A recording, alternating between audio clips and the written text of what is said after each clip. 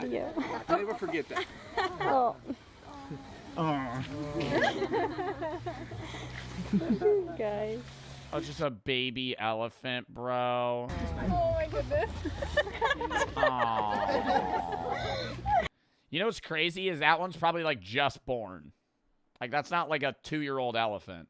Scary polar bear encounter. See, now I'm thinking all these videos are fucking fake.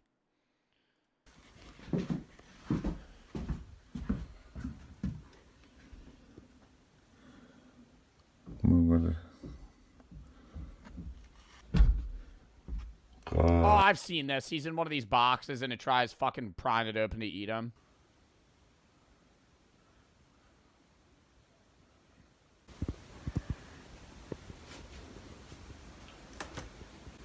Oh, fuck. You think it's smart enough to open the window?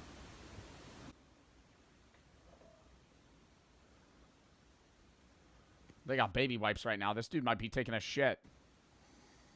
This is just a bathroom view.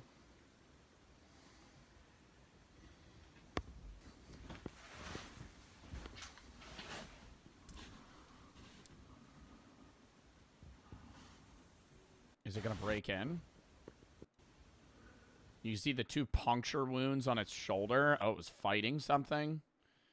From walrus tusks. This thing fought a fucking walrus and lived. I mean, it is a polar bear. Meh. Next video. Video dating, women's edition. Someone who's looking for me. Someone. Wasn't video dating like the in-between between like you only being able to meet people in person and like dating apps? Like video and dating profiles, it was like MySpace era. Like video dating was a real thing where you would make a video, put it out, and then you got responses. And then maybe you would meet up with that person. Hi, I'm Elizabeth. Oh, she's old. And nothing wrong with that. I just didn't think a woman, I didn't think a woman in the 80s that is 80 would be using a video dating site. I live in the West End Pretend Valley. Pardon me. Hi, I'm Jana. I'm looking... Just holding a piece of chocolate cake. That is the largest piece of cake I think I've ever seen. Would you guys eat that much cake in one sitting? I would like to. I don't think I could. That's not like a regular... I think a third of that is a restaurant slice. Hello. My name is Ellen. Some people call me sexy. Others say I'm sensuous. Hi, I'm Linda. Well, you know, when I'm not using my doctor and pharmacy to troubleshoot a large healthcare computer system, I'm over at the gym pumping iron or driving my black Porsche with the wind blowing through my hair and singing along with Anita Baker's rap. This feels like you're getting baited into getting a car where they're gonna fucking chloroform you and then you're gonna wake up with one kidney in a bathtub in a motel. What is this woman saying? This seems so unreal. You know, when I'm not using my doctor and pharmacy to troubleshoot a large healthcare computer system, I'm over at the gym pumping iron or driving my black Porsche with the wind blowing through my hair and singing along with Anita Baker's Rapture of Love. I guess you could say I'm an Oreo cookie freak. I have an Oreo cookie jar, Oreo salt and pepper shakers. I like to collect anything with an Oreo on it. And I love to eat double stuffed ones. They're the best. Bette Midler. I laugh hysterically at Bette Midler. These are the worst fucking videos. What are they telling them to say on this fucking video? They go to this place to film a video so they could find dating matches, but are they like, tell me about yourself? I have 2 cats. Okay. And I don't know how to ride a horse. And my goal in life is to have my own religion. I was a fly. What, like Charles Manson? What do you want to fucking start a cult? What do you mean you want your own religion? That took a dark turn pretty quickly. At canoeing. I'm looking for a romanticist. Spend time at the fireplace. Someone that's clean. Be clean, you know?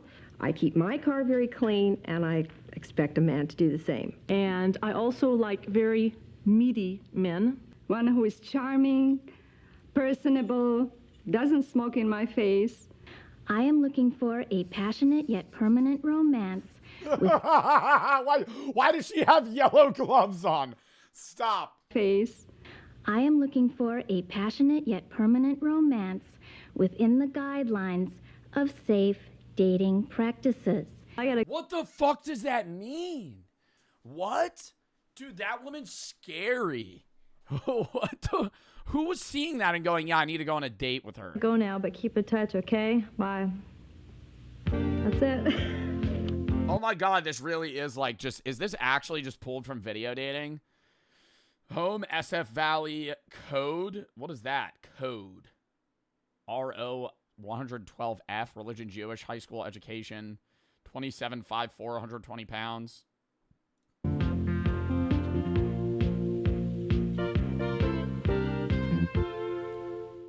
I feel like the guys' ones are going to be so much worse.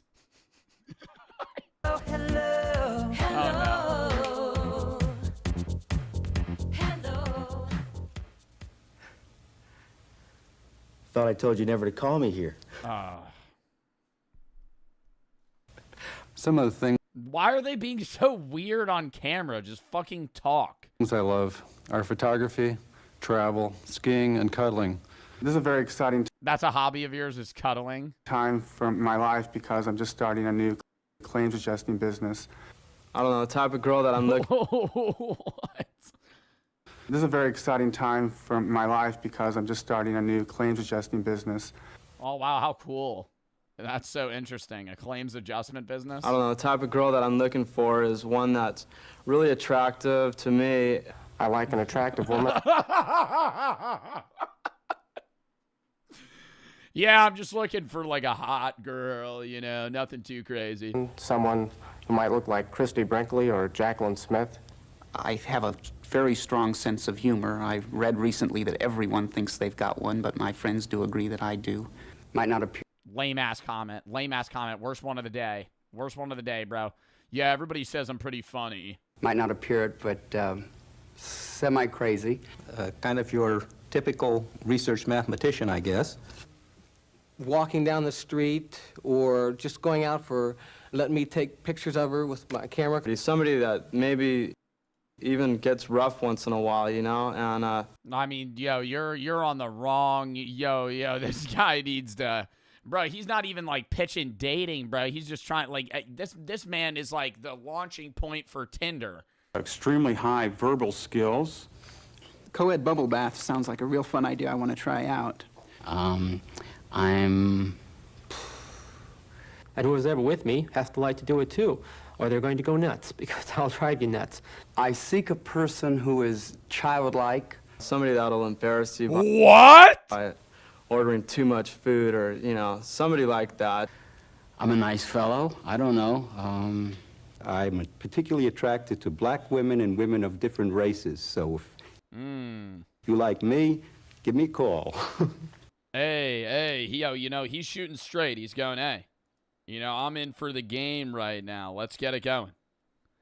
This guy, you know, he's pitching, he's shooting it straight. He's shooting it straight. Yeah, hit me up. Basically, that's what I'm looking for. Thank you. We didn't even hear what that guy's looking for. Wearing overalls, Glenn, South Bay, Bachelors of Science, no religion, 6'1", 39, 180 pounds. Looking for somebody 25 to 35. Maximum distance, 40 miles. Interest, skiing, jogging, travel, and film. No children.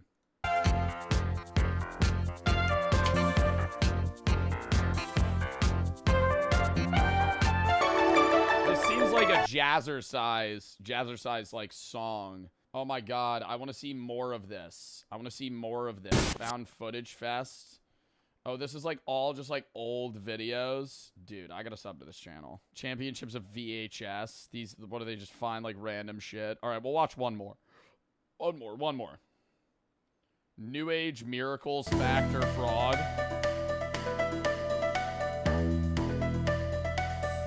Welcome back. Tonight we're going to be investigating a few people that have claiming that they've witnessed or experienced miracles. A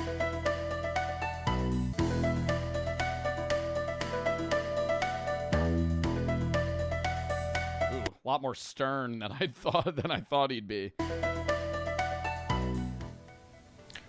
I've enlisted our friend Charles' able assistance in this portion of our presentation for reasons which will soon become obvious. Charles? Yo, what the fuck is this? Yo, what the fuck is this? They're gonna hit him with a sledgehammer? Oh, is he doing miracles? Is he like a miracle man? Do it! It's gonna be a fake cinder block.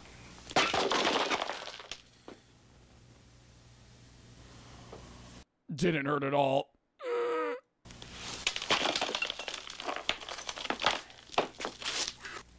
Now place it inside the plastic bag. Oh, it's a little magic trick here. Now break the bulb. Excellent. Now reach inside and choose a piece and hand it to me. Is he gonna eat it? Thank you. You may return to your seat.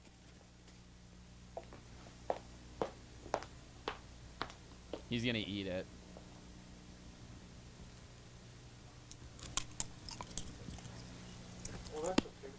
Yup.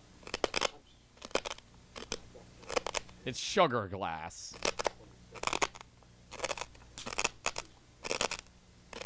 I feel like that's so obvious.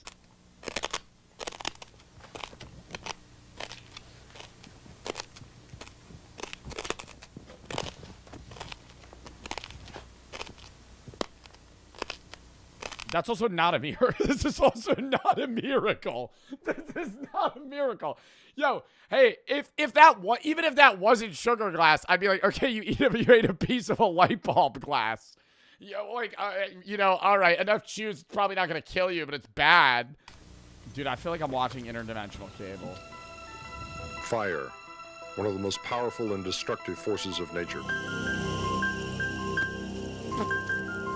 Rolled up the jeans.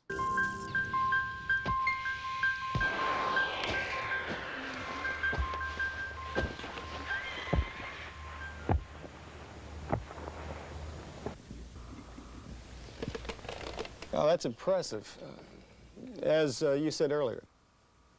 If I can direct your attention to the demonstration area, I'll give you a first-hand look. Are these real shows? Like, I don't even know what I'm watching right now. This is what is this from? What is this from? This is a fucking, like, this video is intended for educational purposes about New Age ploys to lure them into satanic cults. What? He walks us through highly entertaining worlds of New Age parlor tricks. Oh, so he's openly saying they're fake. Who the fuck's getting lured into a cult by watching somebody eat a piece of a light bulb and being like, you're telling me you're God? Prove it.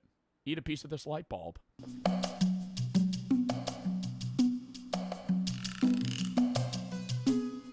Dude, we watched a video about this where they pull out like fake blood and then it makes them believe that they've been healed. Yeah. And they think that they've been healed. That actually is a cult tactic. Psychic surgery actually has gotten people killed.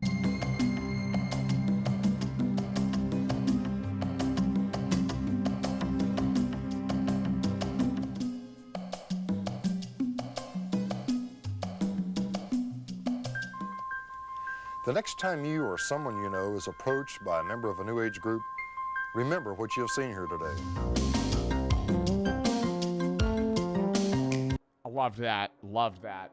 We gotta watch more of those videos another day. That was fun. All right. Count me down 30 seconds.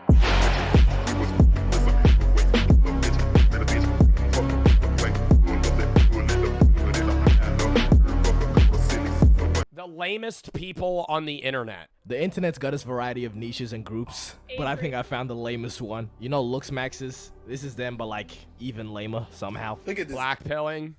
Bro, I keep getting on like black pill content. Like people use this one clip of me where I say the first thing that somebody recognizes about you is your looks, and that's how they determine whether or not they're attracted to you. But then after that, I talk about how the majority of building a relationship and actually getting somebody to like you is your personality, and they just cut that off. So they just cut that off. So they put the clip of like me saying, hey, like people, the first thing that somebody notices about you is your looks. And then they're just like, yep, that's it. I'm like, that's not it. Like, I will say, yes, I think when you find it, like, finding somebody attractive is off looks. Like, that does matter more than some people say it does. But in terms of long-term relationship capability, no. But I'm saying, yes, the first thing that somebody recognizes about you is your looks, because that's their subconscious opinion is going to be how you look. But that's not the only thing that matters. And, like, the way that I understand Black Pill is that the only thing that matters is your looks. And I think that's wrong, because that is where not only, yes, maybe in the terms of like the first thing somebody notices is your looks, but then they're going to realize your entire personality is structured around how you look, which is like obscene narcissism. Like, it's just building a fucking rapport within yourself of like, I look great. I look great. I look awesome. This is how I need to look. I need to change my haircut. I need to start mewing. Maybe I should get facial surgery. Bro, you're 20. Bro, your brain's not even done developing yet. You're going to get fucking plastic surgery at 20 years old because you think that you don't look good? Like, it's your life, fine. But I'm saying, like, don't think that, like, that's the end-all, be-all on whether or not people are going to like you is how you look. It's because they take, like, the idea of Black Pill is they take something that isn't absurd to say and then make that the only thing that matters. Like, good-looking people get better connections in life. Is that true to a degree? Potentially. But I think that's the idea that looking good gets your foot in the door. But when you only care about looking good, and then you get your foot in the door, and they're like, okay, hey, and they start asking for your qualifications, or they want to learn about you, and you're the most dull person ever, because all you care about is whether or not you look appealing. It's like, man, that's like, I don't know. It also causes so much stress within yourself, you know? The idea of having to constantly be like, I need to look this way. I need to be this attractive. It's now you're like, you're hindering your own mood, you know? The pivot of how you feel in life is going to be how you look that day. Like, I don't know, man. And it's just like living for other people. Black Pill content. This is a group of people that believe looks and genetics are the most important thing in life, and they decide how every interaction is gonna go, which is, you know, sort of. Well, what is it? It's like subhuman, sub 5, sub 3, low tier normie, high tier normie, Chad.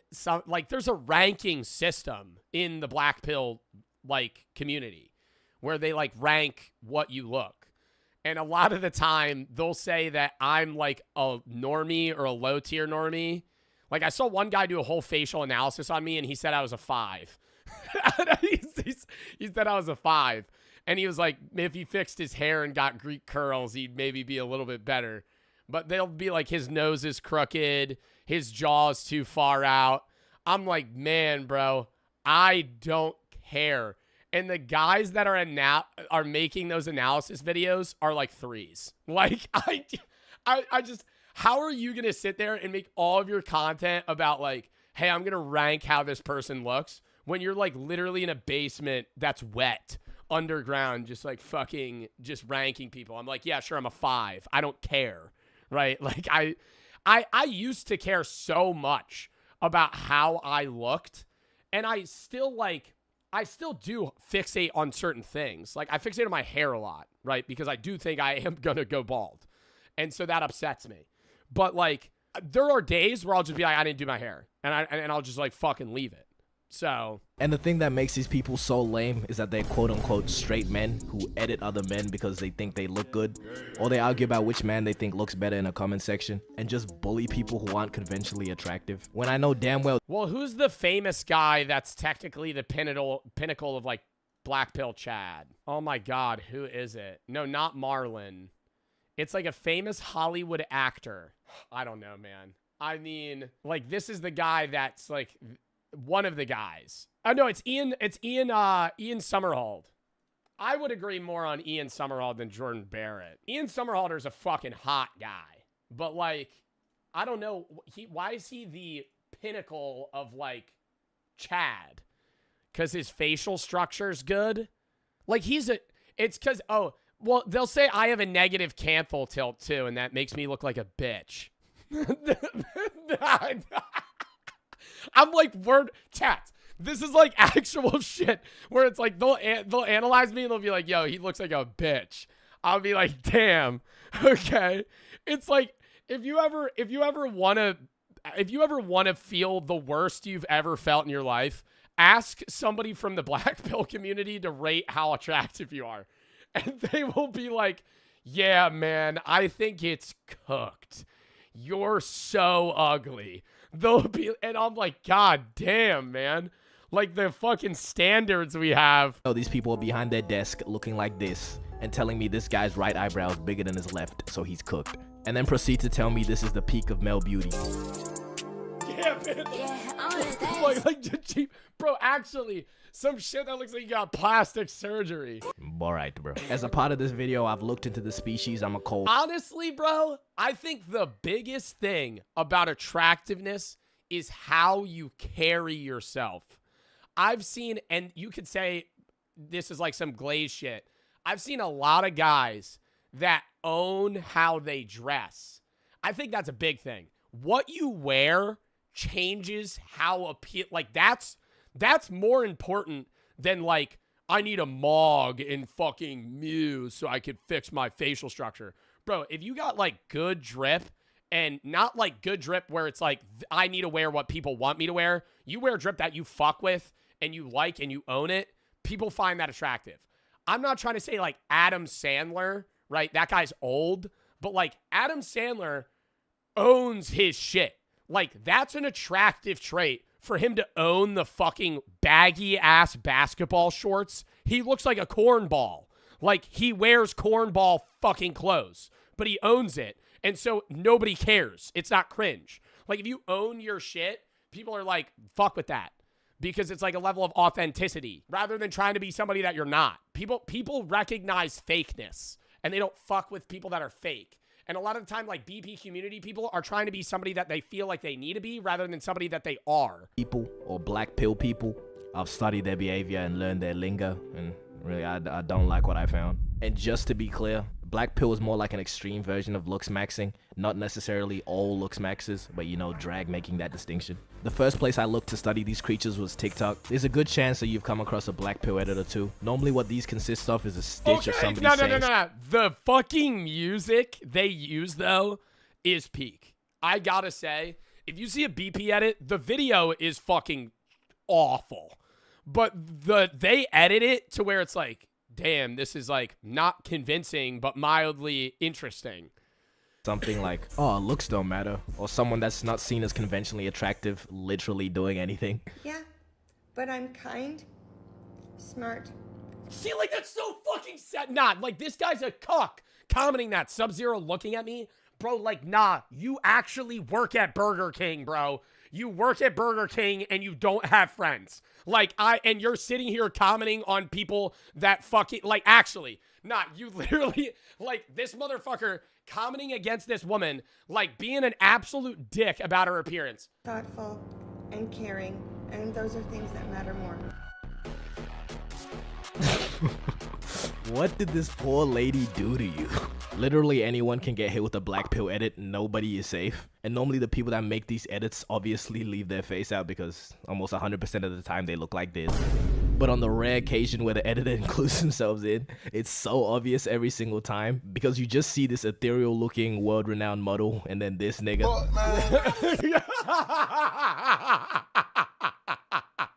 Okay, just try and figure it out yourself. Let me show you an edit and I want you to figure out which one is the person that made it. Okay, no, that's... Did you... I feel like that one's a joke, though. That one's a joke, though. Did you find them? Let's try another one.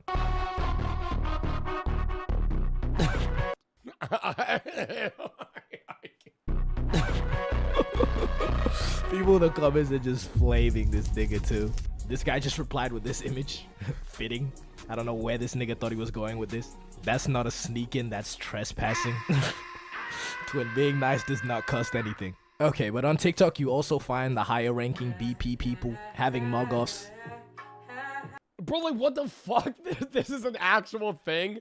A mog off? And they're getting donations to see who looks better? This guy's making like a weird rock smolder right now. This guy, I feel like this guy got the mog off probably. I'd vote him winning. But can we address the elephant in the room though? This BP business is kind of zesty. Really look at the facts here, alright? We have men editing other men. Yeah, it's like full focusing on other guys' attributes and being like obsessive over how they look. Because they think they look good. And I've looked at how these people act and speak too. They worship Marlon like a deity because they like the way that he looks. I don't know about you, but that sounds a little sus to me. You know, if they're taking back shots or not, that's not really my concern. I just had to... I really do feel like Marlon has a very big BP community. Like, not even like he's trying to have it. It's just like, I bet Marlon has a lot of people that just like him because they find him attractive, but it's also like a lot of people that like want to look like Marlon. I saw gay, so I said gay. But these BP people like to throw around the term female gaze. The whole goal of BP, I guess, is to capture the female gaze. And they actually do have a calculated way that they measure attractiveness. It's not just, oh, I think this guy looks better. And this is known as PSL. And bro, I don't know, man. I really feel like it's personality, bro. I have seen so many guys pull girls way out of their league at bars because they're just really good at talking. And I'm not even saying flirting, just holding a conversation. Like the amount of my friend, like I would say Brooke's out of my league, right? I would say that she's much more attractive than me. I don't think when we started dating, I don't think I was like some savant at talking, right? But like I think I got lucky, right? But I do have a lot of friends that I think are very interesting people. And I wouldn't say they're ugly, but they outwardly say their girlfriends are like 4 tiers higher than them attractiveness wise. And it's like, it's not because they went on the BP route and they pulled her. It's like, no, they went up, had a conversation, found common interests, right? Liked each other. And it's like, then that's how they find you attractive. Like, alongside PSL, they also use the term appeal. Appeal is more just people finding you attractive regardless of your PSL. Now with PSL, this is where we get shit like this. This is what you would call a PSL god. Oh my gosh. But a PSL god wouldn't necessarily have appeal. Because again, look at this shit. So I guess PSL is purely for the male gaze then. My zesty theory. Is that a real photo? That's not a real photo. Chat, that's a real image? No. That is. That jaw structure is unreal, though. But that's what I'm saying, like, I'm not judging this guy by any means either. I feel like why is, like, I think it's just, like, the more, like, you look like a stone sculpture, the more attractive you are on a PSL scale. This is where we get shit like this. This is what you would call a PSL god. But a PSL god wouldn't necessarily have appeal. Because again, look at this shit. So I guess PSL is purely for the male gaze then. My zesty theory is being proven again. And I find this is no better time than any to really dive into the BP terminology. First word you probably already know, it's Chad. These are people that the BP community can collectively agree, you know, look good. So mainly like these 3 models. And then we have Chad Light. What am I talking about, cunt? But anyways, this is just a little lower. You wouldn't really be considered a Chad, but I don't know if you have to apply for Chad status. Is that something that they do? No, I always thought that you can't move up, like, far, right? In the BP community, well, you could like make yourself more attractive and move up, but like if you're sub 5, you're never gonna be a Chad in the BP community. But if you're like a Chad Light, if you got like a different haircut, maybe like they'll fucking up you. I don't know. I don't know. But if you're an unidentified attractive person, you're what's known as an unknown slayer. Like this random ass kid in the back of this video, he went viral on TikTok for a little bit. People calling him unknown slayer. Another example is this one guy. I just wanted to point it out because of this comment. Nigga said bro is real life Marlon. Bro, what the fuck is you even real life Marlon? Like Marlon's an anime character that doesn't exist. talking about, bro? Like, what the fuck does that mean, bro? I'm telling you, they worship this nigga Marlon like a deity. They don't even consider him real. And if you're the very pinnacle of male attractiveness, you're what's known as a true Adam. And this one guy they call a true Aladdin because he's Middle Eastern. There's not really a pattern there because that's the only example I could find. So maybe there's a different true so-and-so depending on who's like a true Adam though. The race. I don't know. And then we have the term high tier normie or HTN for short, which means you're a really good looking person for somebody that's not an actor or model. just missing out on Chad Light status. There's also mid-tier normie, which is somebody who out of 10 is like a 6 to a 7. I know what I just said. Just be cool. I think people normally rate me like mid-low tier normie. Please. Then there's a low-tier normie, which is pretty much just an average-looking person. And then, you know, sub 5, which you know what that means.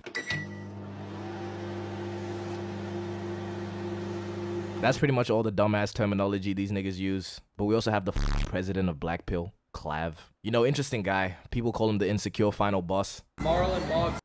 Didn't he say, oh my God, wait. I know this clip. Marlon Boggs, all of you? Yeah, but he's black. Yeah, what a fucking comeback. What a fucking comeback. Isn't Marlon also not black? Like, it's just, Marlon Moggs, all of you. Yeah, but he's black, so. No, he's not. Reasonable take. But overall, the whole belief with Black Pill is lookism, which means if you're chopped, people are just gonna treat you well. Like, what that means. Like, what an outwardly racist thing to say. Like, it's just like, yeah, but you know. Obviously, people do treat you different depending on how you look. You see how they did Dream? Bro, people who had never heard of him were just flaming him after the face reveal. What do you think the BP community rates Dream? Just because he looked a little bit like Rumpelstiltskin. It's really just the angle he recorded it. He's not even chopped for real. See? But you know, sub 5? The idea of people... I feel like they do like low tier normally sub 5. I don't know. It's just like anybody, dude, when you go on like BP TikTok, you realize anybody you like, dude, like Brad Pitt, for example, they probably rate him pretty high. I would say Brad Pitt is a 10. I would say Brad Pitt in Fight Club is a 10. Like, he is like a very attractive guy. But I feel like I could say that. I don't know what they rate him, but I wouldn't be surprised if, like, I would say, hey, this guy looks like a 10, 4. And here's why. And then they'll give you a 4-paragraph statement on, like, every small thing that's wrong with their face and why they should be rated lower. Treating you differently just because of how you look. Black pillars just do too much with it. Would Charlie Kirk have gotten assassinated if he were Chad? Well, probably not. What? What? What? Would Charlie Kirk have gotten assassinated if he was a Chad? Probably not.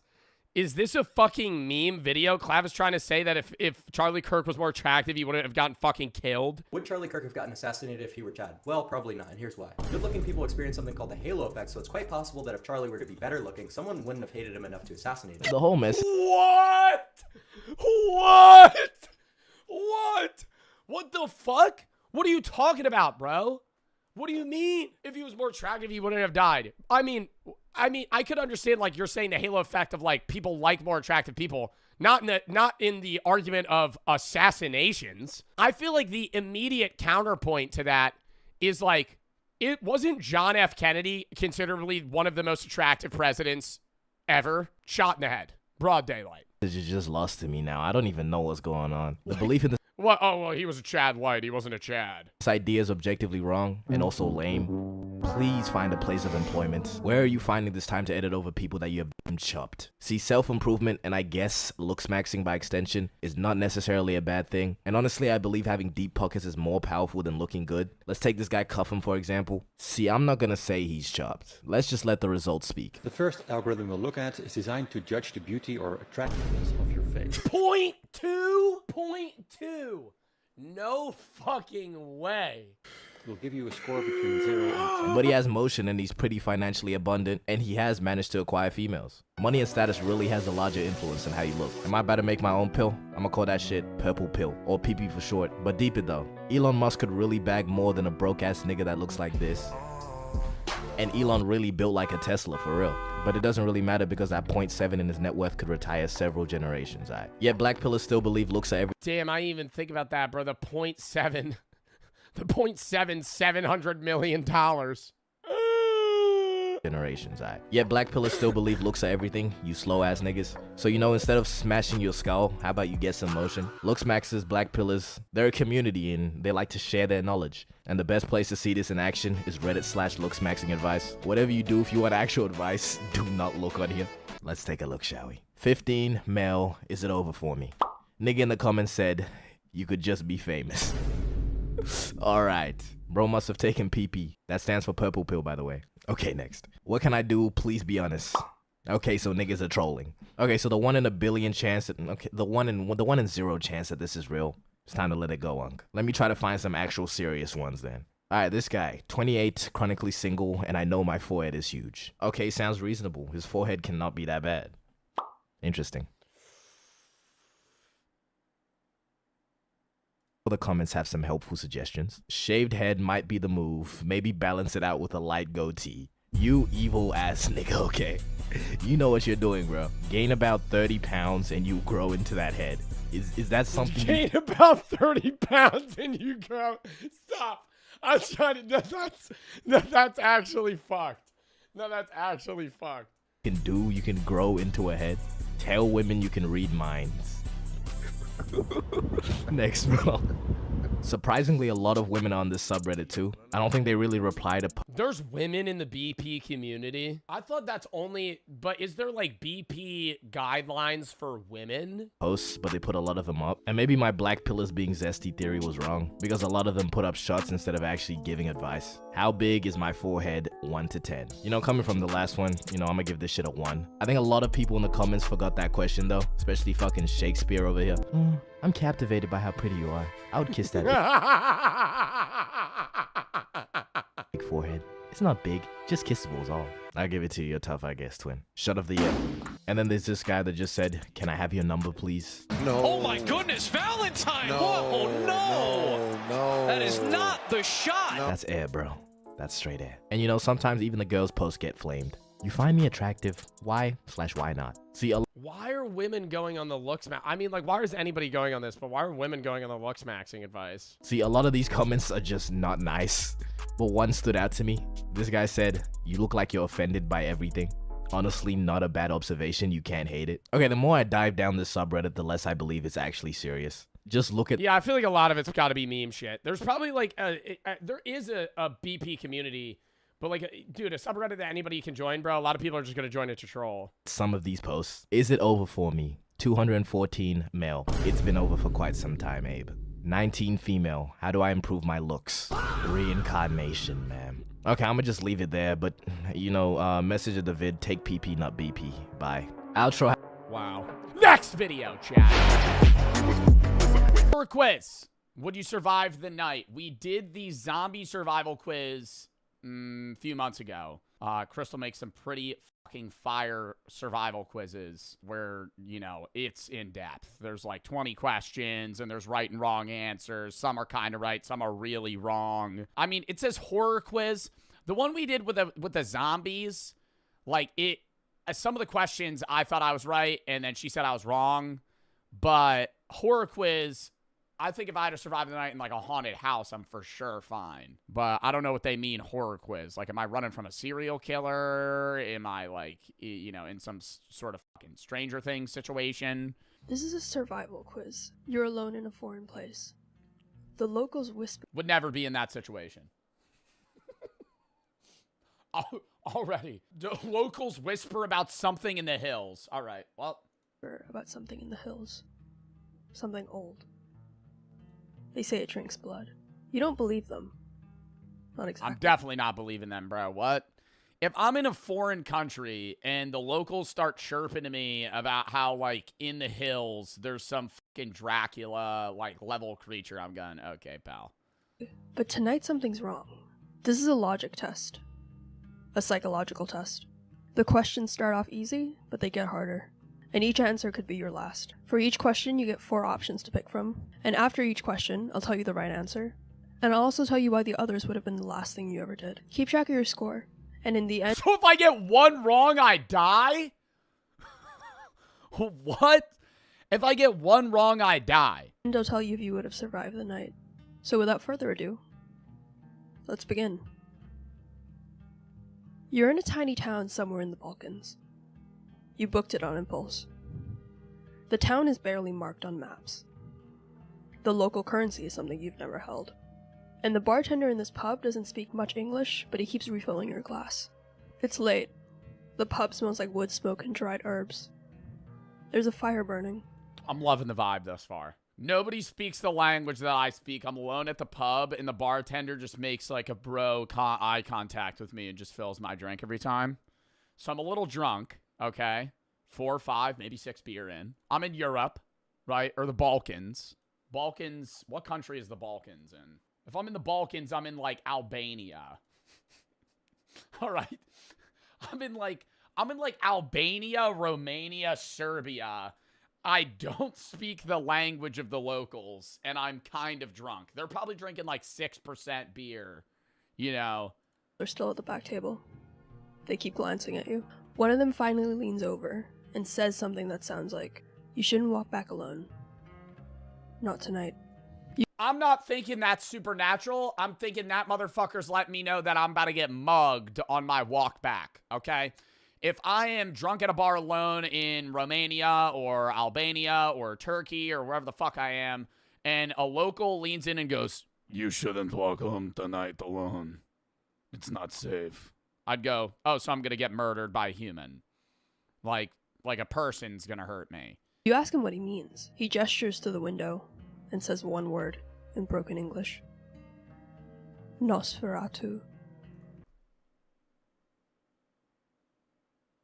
Vampires, brother. I'm going, "Thanks, buddy. I appreciate that." And then I'm walking home. The table behind him laughs. How do you respond? Option A, laugh with them. Maybe it's a local joke. Option B, ask if something happened recently. Option C, say, "I don't believe in that stuff." Or option D, say nothing and finish your drink. Damn, dude. This is a life or death scenario here. If I get it wrong, what do they just shoot me? I fucking ask if something happened recently. "Oh, you're an idiot." They kill me. B, I'm not asking if something happened recently. I would probably say, "What do you mean?" C, "I don't believe in that stuff." Now I'm going D. Saying nothing. So the correct answer here is option B, ask if something happened recently. So the reason this is the right answer is because here you're not dismissing him. You're gathering information without feeding the myth or challenging it. And survival often starts with listening, especially when you're the foreigner without any cultural context here. Option A, laughing with the crowd, is not the best answer here because it alienates the speaker. They might shut down or play it off and you've lost a source. Option C, saying you don't believe in that stuff, draws a firm line in the sand, and you've now made it personal. If they were I'm drawing that firm line in the fucking sand. Yo, okay, if I'm in a foreign country, I'd probably pan into it a little bit. I'd be like, "What do you mean Nosferatu?" trying to warn you, they'll back off. And option D, going silent and... Bro, that's like me being at a local bar in New Jersey and somebody being like, "The Jersey Devil's out tonight. You shouldn't walk home alone." I'd be like, "You're crazy. You're an insane person." Information withheld now might cost you later. The man narrows his eyes. He speaks carefully, like he's trying to remember the right words. They come if you are soft, if you say yes too easy, if you listen and you should close your ears. You ask, how do you stop them? He looks at the candle and at the table, and then back at you. You don't, but you can delay. He lifts his hand and he pinches the flame out between 2 fingers. Damn, this guy's kind of hard, though. This guy's kind of got aura. I feel like now I have to listen to him. He pinches the flame with both of his fingers. And he glances. He's kind of like rizzing me up while he's like warning me. They ask you small things first. Just small. Can I come closer? Do you hear me? Will you look at me? It's not always the door. Oh, so I'm dealing with vampires that I have to let them in. And he leans closer. You don't say yes. You don't say no. You don't say anything at all. Someone behind him scoffs. It's one of the older men at the back table. Ignore him. This one still believes the old wives' tales. The bartender doesn't look back. He's staring at you. They came... What up? Bang. Last week. A girl was found. She was still standing when they found her. Still warm. No blood inside. Like something had hollowed her out and walked away. As you stand to leave, the bartender slides something across the bar. A small metal charm and a string. It looks handmade. Rusted. Ancient. He doesn't look at you when he speaks. Protection. What do you do? Taking that bitch! Taking that bitch! What? He gives me a metal charm on a string and he goes, protection. I'm going, okay. And I'm wearing that. Option A, put it on immediately. Yup. Option B, refuse politely. You don't believe in that stuff.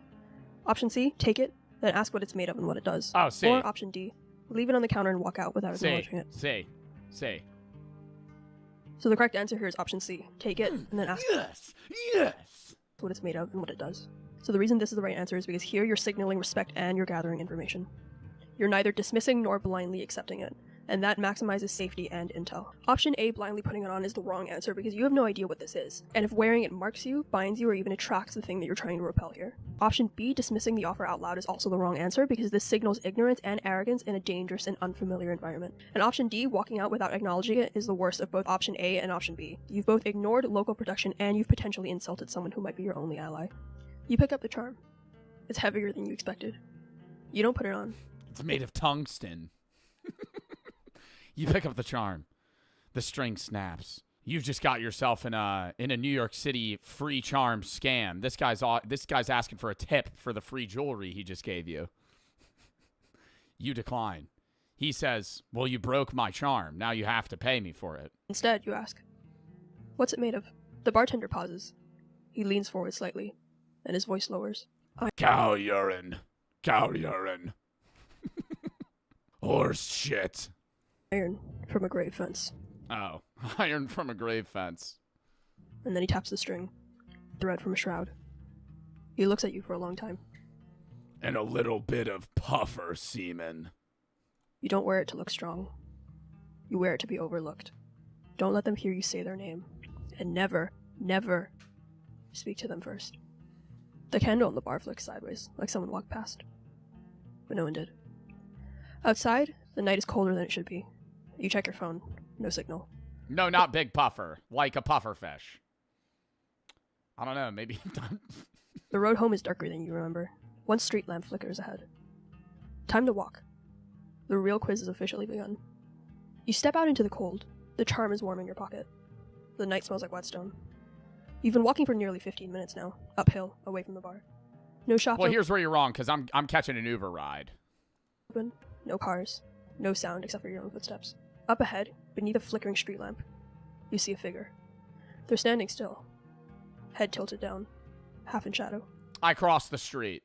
I jaywalk across the street, and I avoid contact with him. This is not even, regardless of whether or not Nosferatu's a thing. If I'm walking alone at night, and I see a guy standing under a street lamp at like 1 in the morning, I'm crossing the street. I'm not passing him. Not approaching, not retreating, just waiting. What do you do? Option A, keep walking toward them, confidently, like you belong here. Option B, cross the street and pass at a distance without making eye contact. Option C, turn off into a narrow side path to avoid them completely. Or option D, call out, are you okay? B, I'm not going down a side path. That's really scary. I think B, cross the street. Still keep them in your peripherals. So the correct answer here is option B, cross the street and pass it. Fuck yes, dude. Fuck yes. The distance without making eye contact. Option E, run at him manically and scare him, right? Vampire, been alive for a long time, probably never had somebody when he's trying to hunt him down go, fucking just sprint at him full speed. Contact. Catch him off guard. So the reason this is the right answer here is because you're avoiding direct confrontation without showcasing your fear. You don't engage, you don't escalate, but you also don't turn your back on them. You stay in the open where you can be seen, and where they can also be seen. Option A, approaching confidently, is the wrong choice because approaching confidently is still approaching, and it assumes you understand the threat level, and you don't. Confidence won't necessarily stop a predator. It just gets you closer to their reach. Option C, ducking into a side path, is also the wrong answer because this gives up the only light source that you have, and you're trading visibility for panic here, and creating a choke point where you can't be seen or helped. Option D, calling out, is also risky because here you're establishing contact, inviting a response, and giving away your emotional state. Worst case, you're telling them that you notice them, and that you're also alone.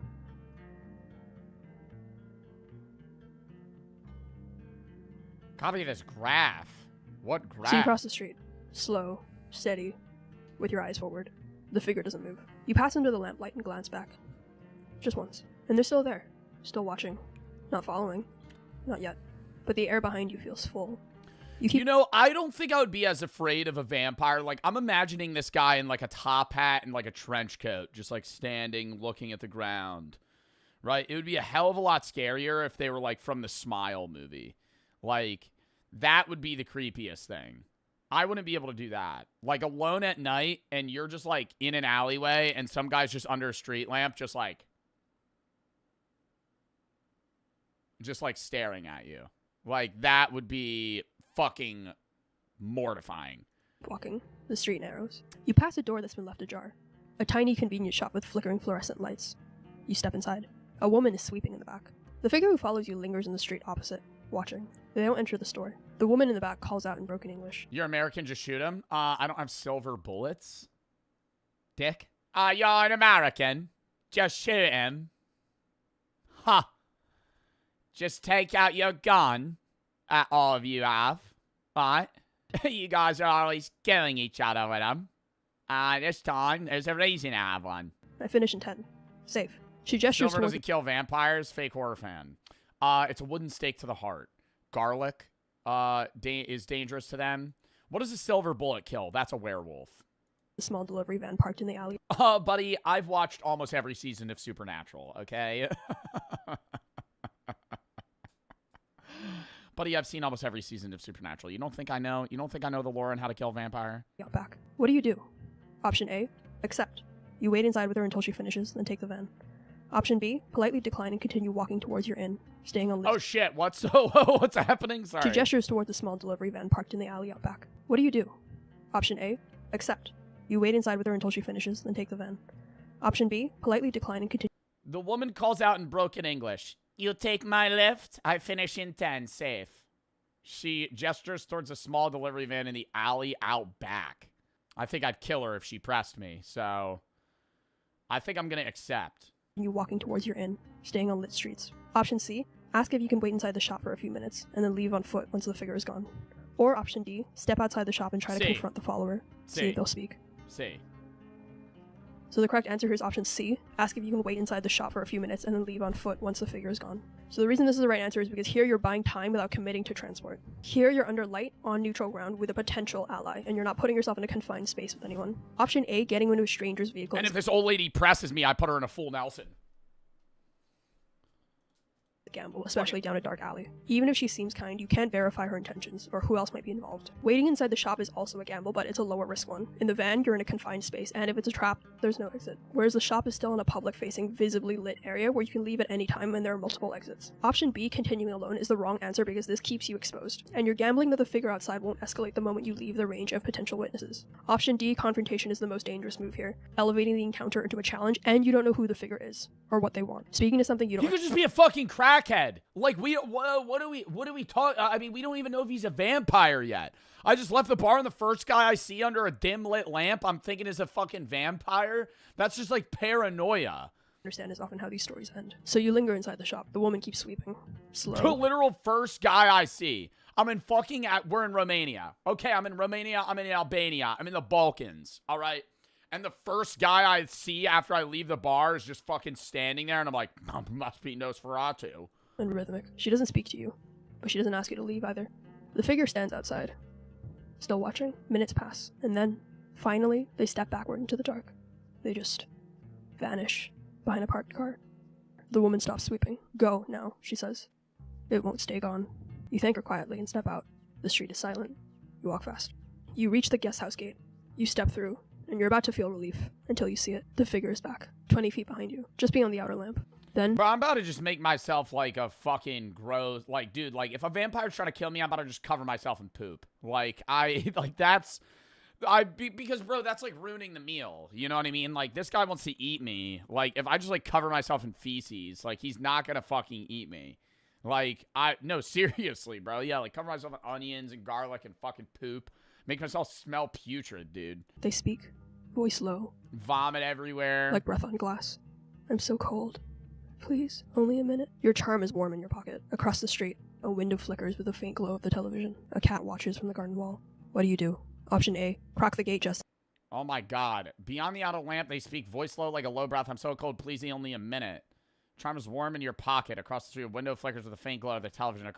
A cat watches from the garden wall. enough to shine your phone flashlight outside without stepping out. Option B, step inside, lock the gate, and call the host quietly. Option C, open the gate and offer to bring them a blanket. Test their reaction. Or option D, pretend you can't hear them and go straight inside without looking back.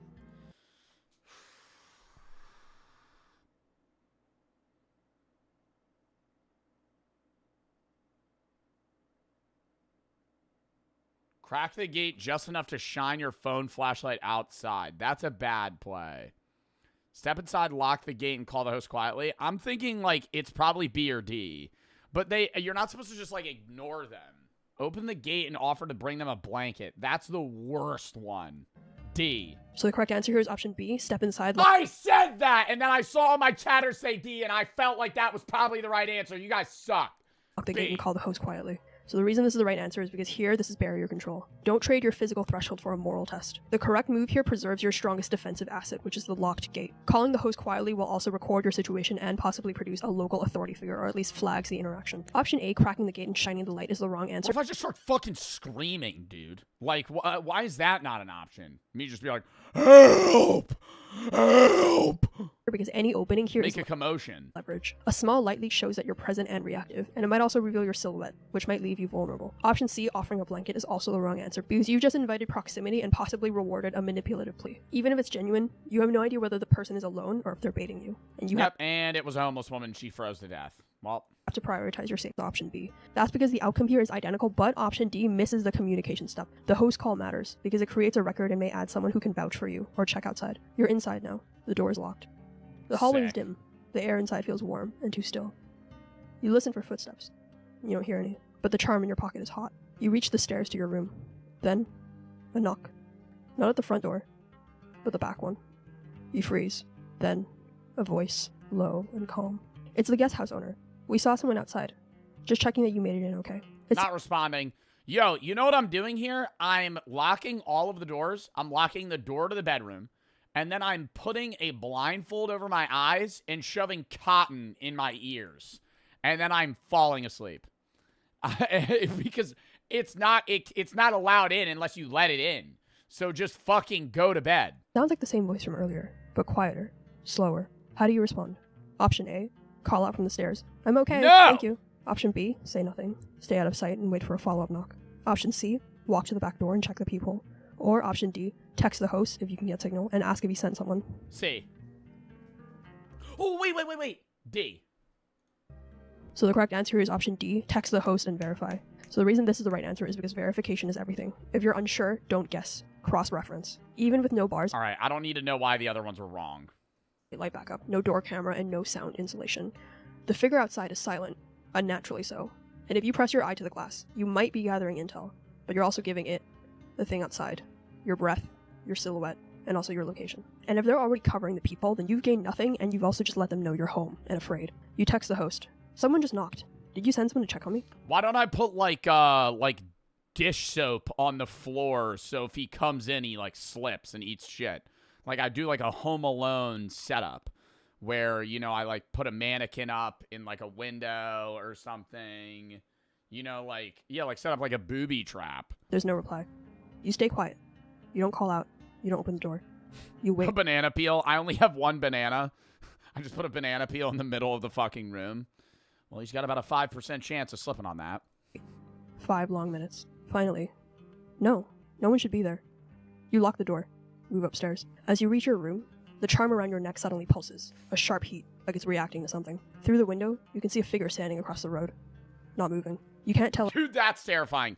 Any horror game you're playing, you look at the window, there's somebody just across the road under the street lamp, just like looking. It's the same one. What do you do? Option A, close the blinds slowly. Control what they see. Option B, keep the lights off and monitor them from the shadows. Option C, step into view just briefly and then vanish. I'm straight up mooning that motherfucker. What? Bro, that motherfucker follows you, and you know he's a vampire. You just fucking straight moon his ass. No, you're not afraid. Or option D, shift away from the window and try to track them using the reflection in the glass. Oh shit, wait, I gotta pick an answer. Close the blinds slowly, control what they see. Yeah, mooning them's not an option. Close the blinds slowly, control what they see. Keep the lights off and monitor them for the shadows. Step into view just briefly, then vanish. Shift away from the window and try knocking your track to use the reflection of the glass. I'm gonna go B. So the correct answer here is option B. Keep the lights off. I need to know why the other ones are wrong. If I get it right, I'm just moving on. No lights, no blinds, no speaking. You stand there in the dark, watching them watch. The figure shifts, almost imperceptibly. Then, very slowly, it turns its head. Not toward you, toward the window of the house next door. The one with the TV glow. And then, it vanishes. Charm in your neck cools slightly. Only slightly. You exhale. And then, 3 light taps on your window. You're on the 2nd floor. There's no balcony, just glass. What do you do? Option A, speak softly through the wall. I'm calling police. Option B, approach the window with your phone flashlight. Option C, stay exactly where you are and count 60 seconds. Or option D, throw your charm against the window to test the reaction. Bro, I'm going, freeze! Freeze! And I'm going, and he's going to hear that noise, and he's going to go, maybe I should leave. Maybe I should leave. Refund those push-ups. Not doing channel point redemptions today. Speak softly through the wall. I'm calling the police. Approach the window with your phone flashlight. Stay exactly where you are and count to 60. Why the fuck would I do that? I'm not throwing the charm. I feel like the charm is a good thing to have on my person. Kind of like a totem of undying in Minecraft. I think it would keep me alive in case it attacks. I don't want to speak. I don't want to approach it. I'm going to go C. So the correct answer here is option C. Stay still and count 60 seconds. So the reason this is the right answer is well, actually, I kind of do want to know why that's the right answer. because here, psychologically and tactically, you're in information denial mode. Do not react to lures or tests. Counting time helps you regulate your panic, it keeps your breathing slow, and it allows external movement patterns to surface. And it also tests them. How long will they wait? Option A, threatening to call the police, is the wrong answer. Yo, but I'm, like, waiting with a vampire right now. Like, how do I know that they're not going to, like, just fucking break the window? Like, they're not allowed because it's vampire rules? Phone lights up, unknown number. You answer, calm voice says your full name first and last. You answer. A calm voice says your full name, first and last. And then, please open the door. We need to verify you're okay. This line is being monitored. We're with police dispatch. Cap. What do you do? Option A, say, what's your badge number and station? Option B, hang up. Text your host again. B. Option C, say nothing. Listen for mistakes in what they say. Or option D, say, I'm not home, and pretend you're somewhere else. B. It's B or C, but B. So the correct answer here is option C, say nothing. Listen for mistakes in what they say. So the reason this is the right answer is because silence here is your strongest tool. They already have your name, but you don't need to give them anything else. Speaking gives away stress, alertness, and possibly your location or your accent. Option A, demanding ID, feels like the smart answer, but it's ultimately wrong because without an official callback... Start screaming and slapping my belly like drums. You think that would scare them away? Number, it's meaningless. Option B, texting your host, is good, but premature. You need to assess the threat first. And option D, lying is the wrong answer because this shows panic. And once you speak, you've already revealed your voice. Silence is the strongest move here. Let them keep talking. Real dispatch. All right, is all of this just going to revolve around silence, though? Like, when am I going to be able to, like, kill him? Not breathing, not interference. Like a second voice. Whispering, just a half second too late. Echoing the same sentence, as if something was repeating the line, trying to copy the tone. You hang up. No one calls back. You're still in the guest house. The doors are locked. No one's gotten in. You've double-checked. But something isn't right. The silence is too complete. He's in. You pass by the hallway mirror, and something catches your eye. You pause. In the mirror, you are there. But only faintly, like your image is half erased. And then, for a split second, there's something else. A second reflection, not mirroring your movement. You blink, and it's gone. What do you do? Option A. Yo, any of those, like, horror films where they look in the mirror and there's somebody in the background, and when they turn, they're not there? And then they, like, look back, and they're still in the mirror. They turn, they're not there. They look back, and then it's right next to their face, and they turn, and they're there. Oh! No. I can't do that. That would be never break a mirror. Why? Break the mirror. Option B. Use your phone camera to check the reflection again. Option C. Leave the hallway. Mirrors can lie. Or option D. Adjust the lighting to verify distortions. All right, so there's a second reflection. So somebody's in the mirror. I kind of want to break the mirror, but that seems kind of stupid. Use your phone camera to check the reflection. I'm going to leave the hallway. So the correct answer here is option D, adjust the lighting. So the reason this is the right answer is because optical distortions are common in dim or angled lighting, and fear warps interpretation. Before you assume supernatural influence, verify the reflection against real-world physics. Bad lighting, double-pane mirrors, or backlighting can distort even your own. Bro, I'm not going to be that calm in this. Defend their homes. He didn't think about, you know, there's definitely reactions to actions, and he didn't think about what could have happened. You know, it could have just that quickly gone that bad. At that point, it was only a matter of time before something unfortunate happened. In December 2025, a teenager in Florida picked a house for the challenge. The door swung open instantly. The good news Oh, he kicked the door in? was that the homeowner wasn't inside, but her dogs were. One of them was a Yorkshire Terrier. Dog dies? Spooky. With the door open, Spooky ran into the street. By the time the owner got home, the door was broken and her dog was gone. She searched everywhere, but by the time she found her dog, Spooky didn't make it.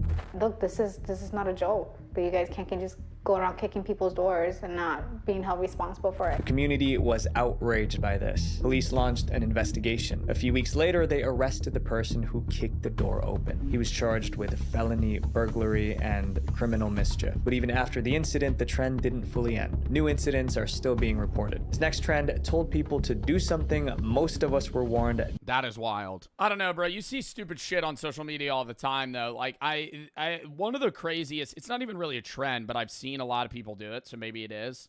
Have you ever seen the shit where they'll be on like a bridge or somewhere near a body of water, they'll cover themselves in gasoline, light themselves on fire, and then jump in the water? Death speed running, natural selection 101.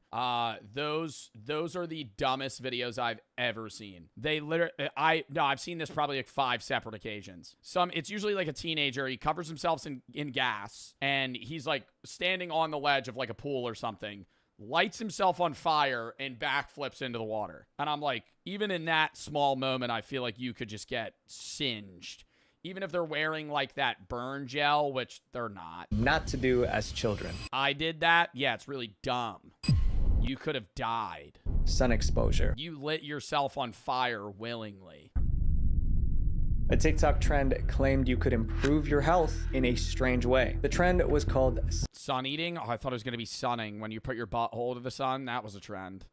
That was more of a hippie trend, though. If you just tan your butthole, it fixes all forms of cancer. If you put your butthole to, dude, here's what makes the most sense about it. You know, what's the one part of your body that never sees the sun? Your butthole. Probably for good fucking reason. So all you have to do every fucking day is you go outside in your backyard and you put your butthole to the sun. It'll then absorb all that vitamin D that you need because it never gets it, and that's good. I like doing that. Why do you do that? No, then you're going to have a burnt butthole. It's going to hurt to poop, and you might get fucking skin cancer.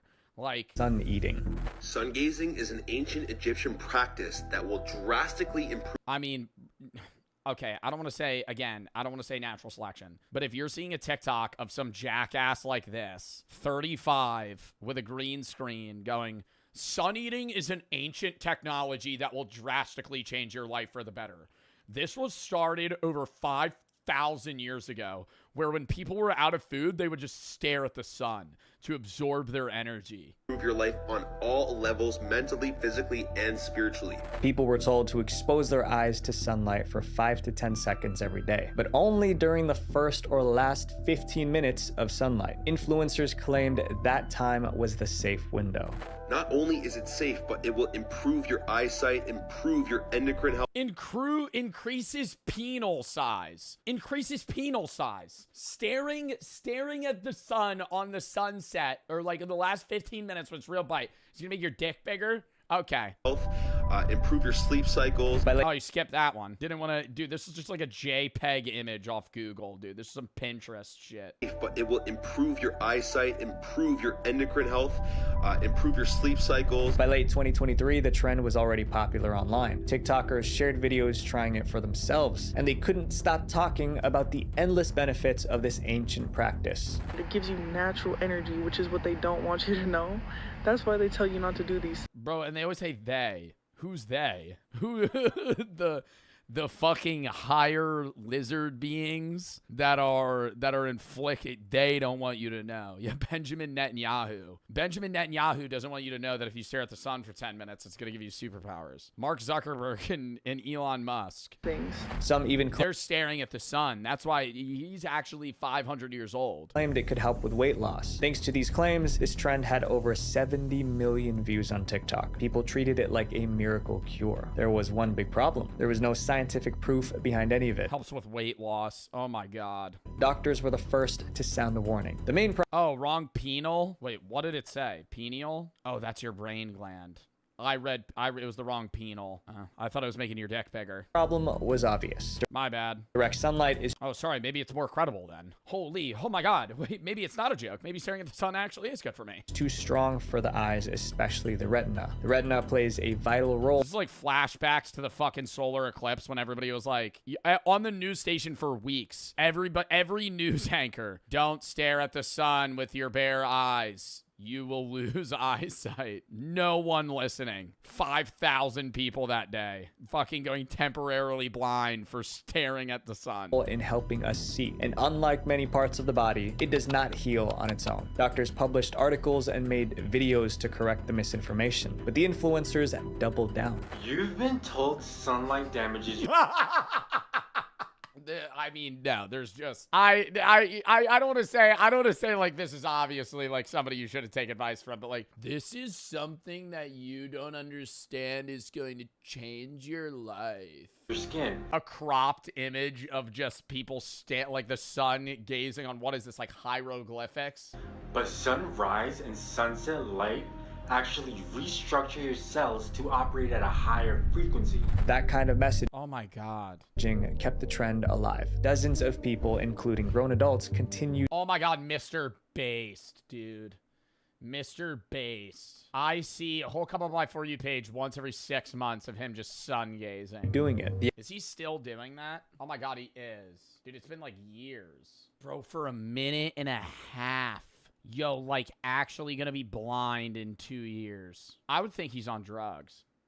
If I passed this guy in New York City and he was just staring directly at the sun filming himself, is it not painful? I don't know. 4 p.m. sun gazing. No one has ever gone blind from the sun. What is that? Why is he posting that? Like, what's the content out of that? Just advocating for sun gazing? The outcome was exactly what doctors warned about. Someone learned the hard way. In 2024, a college student visited an eye clinic. She noticed a blind spot in her left eye. Doctors asked what happened, and her explanation left them speechless. She said she tried the TikTok trend. She was in the sun for less. Oh, I don't got like blind spots. I got those floaters. You guys got those floaters in your eyes? They're like little gray dots that I can't focus on. I have like 3 of them, and they're about the size of like the tip of a pen. Less than a minute, but that was too much. Scans showed her retina was affected. Sadly, it was permanent. Her case was later documented in a medical journal. Even stories like this didn't stop the trend on TikTok. More videos kept coming, each one repeating the same promises. In 2025, scientists looked into the trend. They wanted to see if it was as amazing as people claimed. But after all the research, they found no reliable evidence supporting the benefits. But the trend is still around. Every few months, new videos pop up promising the same exact. I think new videos pop up. 4 out of the 8 of them are Mr. Base staring at the sun in New York City. I was going to say I don't really think this is a trend anymore. I think part of the benefits that people feel is just being outside.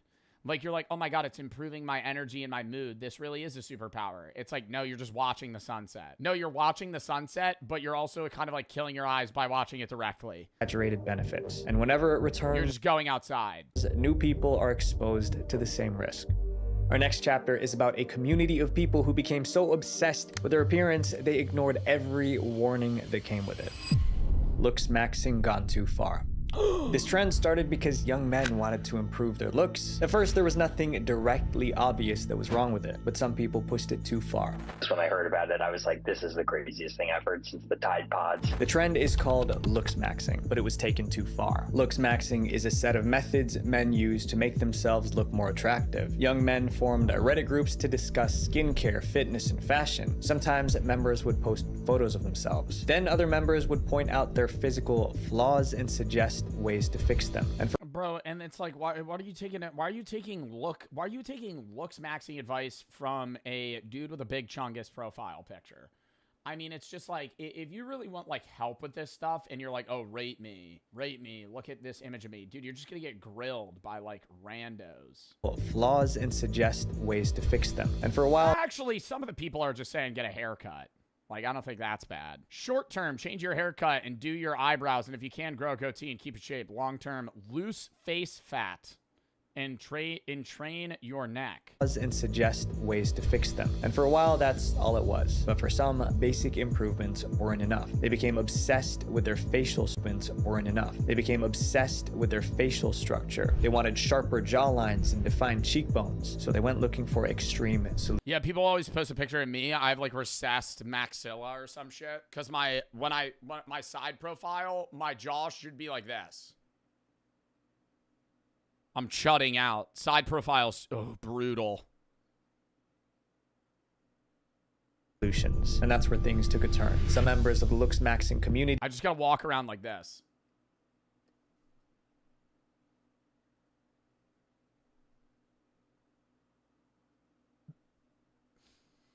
That one guy at the bar walking around. Just waiting. Like holding their breath. He came across a theory called Wolff's Law. Wolff's Law says that bones can slowly adapt when pressure is applied over time. But these guys misunderstood the concept. Without going into any detail, they thought applying force to their face could give them sharper jawlines and cheekbones. Some went ahead and tried it. Starting in 2022, those videos began appearing on TikTok. They claimed it improved their facial features. The videos pulled in millions of views. More people copied what they saw. And bro, but it's just like, just get jacked, get tattoos and get a buzz cut, bro. Like that's the take I have. If you like every motherfucker's like, oh, should I start bone maxing? No, go to the gym. Go work out. Get in shape, get a better haircut. If you were balding, shave your fucking head.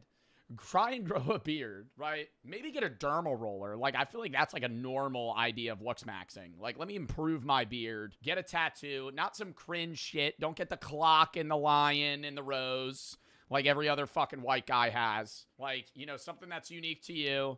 Like, I don't know. Just like change your fashion. Just like that, the trend took off. By 2023, those videos were viewed over 260 million. Yeah, I'm getting a sick arm sleeve. Oh, what is it?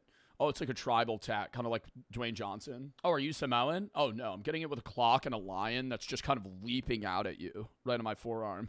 Times on TikTok. Some even made tutorials teaching others how to do it. Others posted before and after photos to prove it worked. But even though they made the trend look appealing, the reality was much darker. Doctors quickly raised concerns about the trend. Doctors explained that bones don't automatically heal into better shape. They can heal the wrong way or not heal at all. You have no idea how your bones are going to rejoin themselves. We have no idea what the long-term implications are. Bro, and we got the wrong, like, why are we putting this motherfucker on NBC? Like, this is for onks, man. If you wanna get the young people to see this shit, you gotta really post this shit on like TikTok or Twitter, bro. You can't be like on NBC like, hey, maybe you should stop bone maxing. Yeah, everyone watching this is 50 to 90. They also pointed out something else. The face isn't just made of bone. It has nerves, muscles, and blood vessels. Applying serious force in the wrong place can cause issues. It's surprising that anyone thought this would work. Media reports describe the trend as nonsense and insane. TikTok banned it. But the trend didn't fully disappear. Looks maxing influencers are still getting millions of views, and some are still promoting questionable methods. Our next chapter is about people. Did Dream do bone smashing? People who thought they found a smarter way to work out, but doctors called it one of the most reckless trends they've seen. Dry scooping. Oh, dry scooping, not protein powder. What is it called? Pre-workout? Around 2020, TikTokers came up with a new way to drink pre-workout powder. Instead of mixing it with water, they swallowed it dry. Then they went straight into working out. If you don't know what pre-workout is, it kind of gets you pumped up, and I don't like to drink it. They had a reason for doing it this way. They claimed that eating it dry would reach the bloodstream faster. That would lead to more energy and better performance in the gym. The idea sounded convincing to... Well, no, I don't think it reaches your bloodstream faster. It's just now you're not drinking 16 ounces of liquid. Like, what I usually see people do is they'll dry scoop pre-workout and then with a mouthful of water just swallow all of it. And you got to realize, like, most pre-workouts, the scoops are like this big. You know, it's not like a protein powder scoop that's like, you know, the size of a fucking measuring cup. People scrolling online, but there was no science. I don't know. I feel like this isn't that bad. I think that the problem with dry scooping is, number one, it's going to be like, oh, if you choke on it. But more so, if you're dry scooping pre-workout, you're more likely to over-consume caffeine. Scientific proof that it was better or safer. Despite that, dry scooping became popular. It's workout time and everyone's been taking a pre-workout on my For You page. Oh, God, Many people didn't chewing. experience any side effects, but for some, it landed them in the hospital. In April It's bad for your cardiology. Well, I don't even take pre-workout. 2021, a 20-year-old woman tried the trend on camera. She took a full scoop of pre-workout powder and went to the gym. But during her workout, she felt a weird sensation. My symptoms were heavy chest and chest pains, but I ignored it and I continued doing my workout. It continued throughout the day. She was rushed to the hospital and doctors confirmed it was her heart. They told her she was lucky. It was only a partial blockage. They warned that a more severe blockage could have far worse consequences. Her story got a lot of attention online and even on TV. So this woman ended up in the hospital after taking the dry scoop challenge. But after that alarming case, the trend did not slow down. Dry scooping became so popular. But did she have a heart attack because she took too much caffeine or because she dry scooped it? Like, would she have had that same problem if she drank it in a regular, 16-ounce shaker cup? The researchers looked into it. They realized people didn't understand what they were doing. Dr. Shanyon says the trend is a bad idea for a number of reasons. Pre-workout powders contain high levels of caffeine, and dry scooping changes how that caffeine enters the body. Instead of being What? Learning new shit every day. I didn't know that. diluted, it hits all at once. You're taking upwards of 3.5 times. Yeah, I mean, isn't it the same as like a 5-hour energy? Times the normal amount of caffeine that you would get in a cup of coffee. That sudden surge can trigger serious reactions. So they're getting a large portion of caffeine in one setting. When you do that, it increases the blood pressure substantially. Eventually, TikTok banned the trend. Dry scooping videos were removed from the platform. But once again, that didn't end the trend. People still promote it on YouTube and Instagram, and there is little sign that the trend is going away.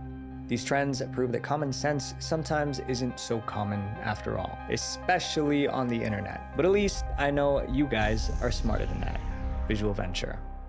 That was a WVid. I didn't know that dry scooping would cause that. I know it's like, oh, the caffeine's going to hit you quicker because you're consuming it all at once. But I would still say it's on the same danger level as like a 5-hour energy or just like chugging pre-workout. Because like if you put it in water and then just slammed it, it's probably the same negative effects. Maybe you're digesting it slower? I don't really know.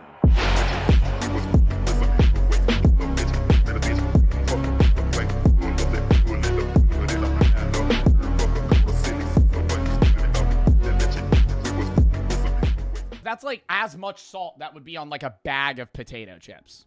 Maybe because it's just on the top. I don't know. That was worse than Bean Boozled. Not like, it wouldn't make me gag, but it was like, that was like a repulsive feeling. Following it up with something that's almost as salty. Vegemite. Which Australian people love. Australian people love Vegemite. I think on a piece of toast, it's good. I had it once before.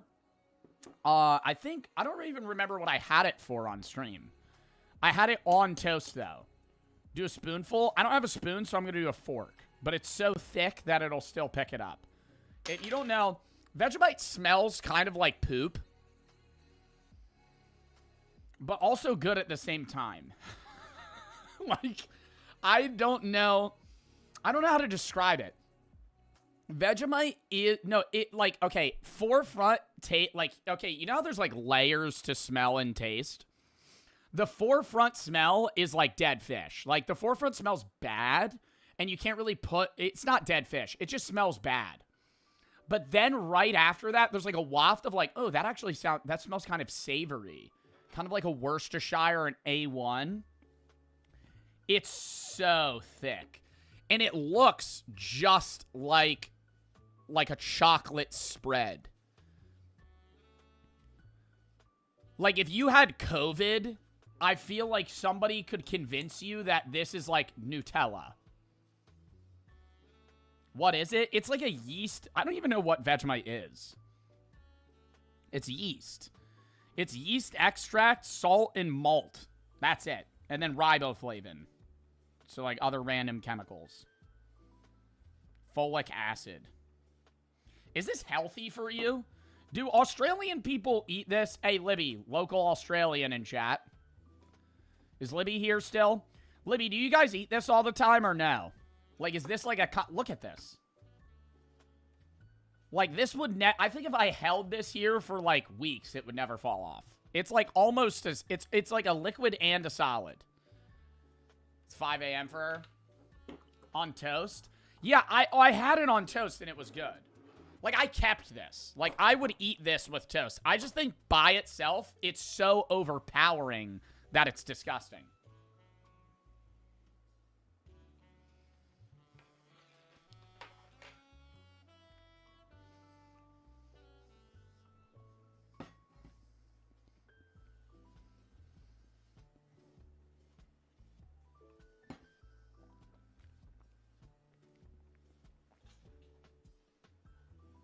Ah.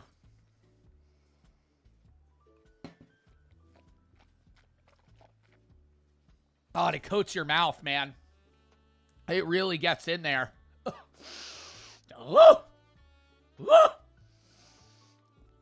I wonder what my stomach molecules are thinking. I'm just putting a bunch of foreign food into my body. Oh my god. Oh my god. That was not as salty as the fucking salt licorice, obviously. It was on par in terms of taste like that. I think Vegemite is meant to be a very, very thin spread. And it's good. It's like people that just drink Everclear straight. It's like you got to dilute that, you know? You can't just drink Everclear. Same shit with Vegemite. You don't just take a scoop of fucking Vegemite. Next, we have hot monkey nuts. I don't know if this one was on the Food Gauntlet list from the charity stream we did last, but I somehow found this, and I thought it would be good to eat. What is that? I don't know. Yuck. I don't even know what this is. Have you got the guts? We are Hot Monkey Nuts, makers of deliciously spicy artisanal peanuts. We've created a line of healthy snacks for adventurous foodies. When a handful of hot monkey nuts reaches your taste buds, you'll experience the robust flavor, followed by a rush of heat. These addicting, energy-filled snacks are made with all-natural, non-GMO... Nobody cares.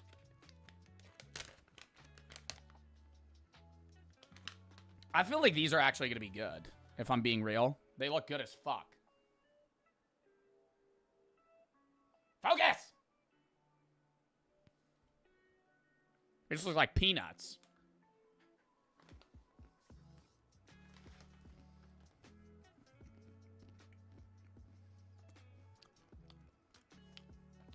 Oh. Oh. There's Carolina Reaper pepper. Probably should have read the ingredients. Probably should have read the ingredients. That would have been great, right? Oh my god. Oh my god. It's not that bad. It's not that bad. I just fucked up my OBS. I was just slamming shit. Oh my god.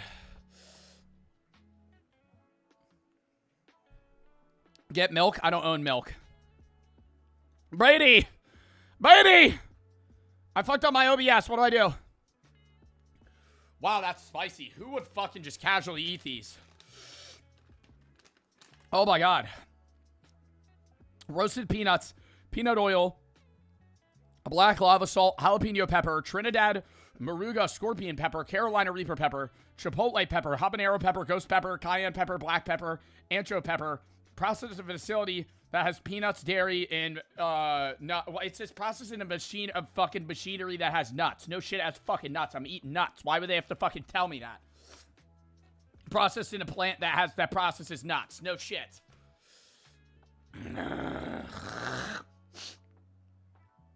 I'm not gonna lie, they tasted good though. I feel the little kick from the Carolina Reaper. It's mainly jalapeno, though. That's why it's lower on the list. I'm getting these out of the way. I'm not going to lie. I'd rather eat the baby conch. So we're getting these out of the fucking way because I think pickles are probably the worst thing in the world. Holy shit. Those sour monkey nuts. Oh, not sour. Sorry, I'm mixing alcohol. Sour monkeys. Those hot monkey nuts were pretty bad. Pretty bad. They were pretty spicy. Oh, these look... Oh, God, they fucking stink.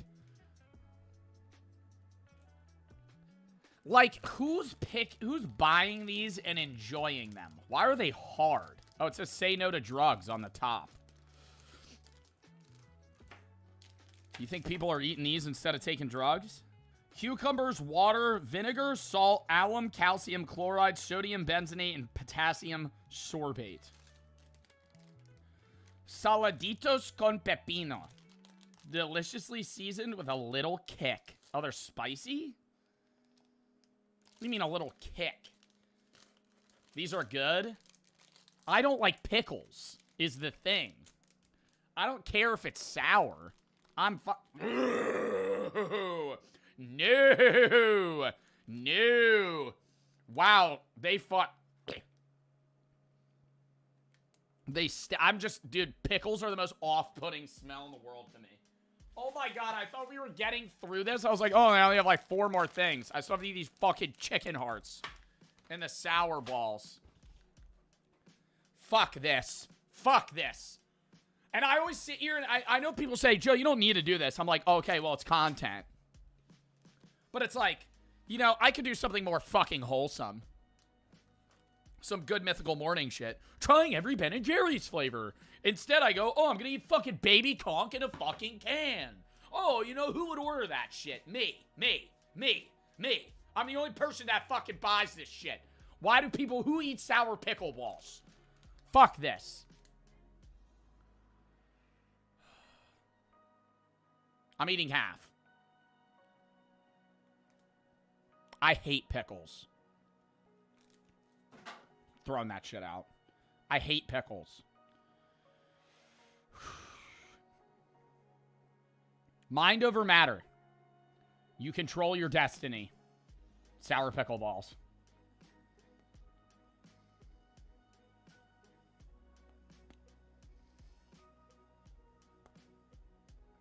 A lot of pickle. Not a lot of sour.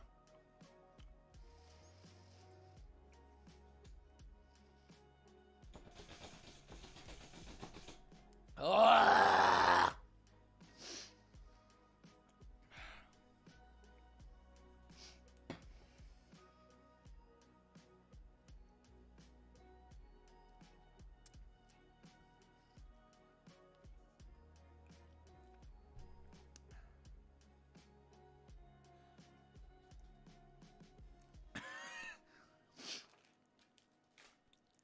It stained my teeth green. What the fuck? Why would I? My entire mouth is green now. Oh my God. Those are gross. Those are gross. I think if you like pickles, you would like those. I fucking hated that. Hell no. I don't know if I want to eat this just yet. I think I need to have that in the corner for a little bit long. Okay, and then this is also even worse. Let's just get this shit out of the way. Let's get this shit out of the way. Once I eat this, I will feel so much better. You know, my breath smells so bad. This is oh God, they smell. It's 1,000-year-old century eggs. You know the one thing I would never eat? I would rather eat surströmming than, it's not balut. Wait, is it balut? Yeah, balut. Where they have, it's like a dead chicken. Or like it's like a baby chicken fetus. Yo, is this safe to eat? There's like mold on the eggs. Are they cooked? Are they cooked?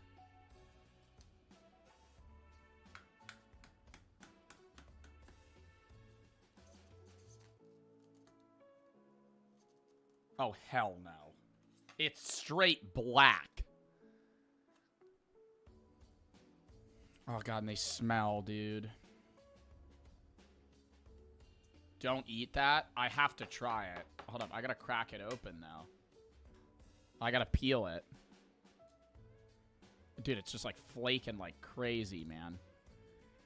Are we sure there's not, like, a lot? Wow, the texture is that of, like, a Nido. Holy, it's like a slime ball. Wait, this actually feels amazing. It smells really bad.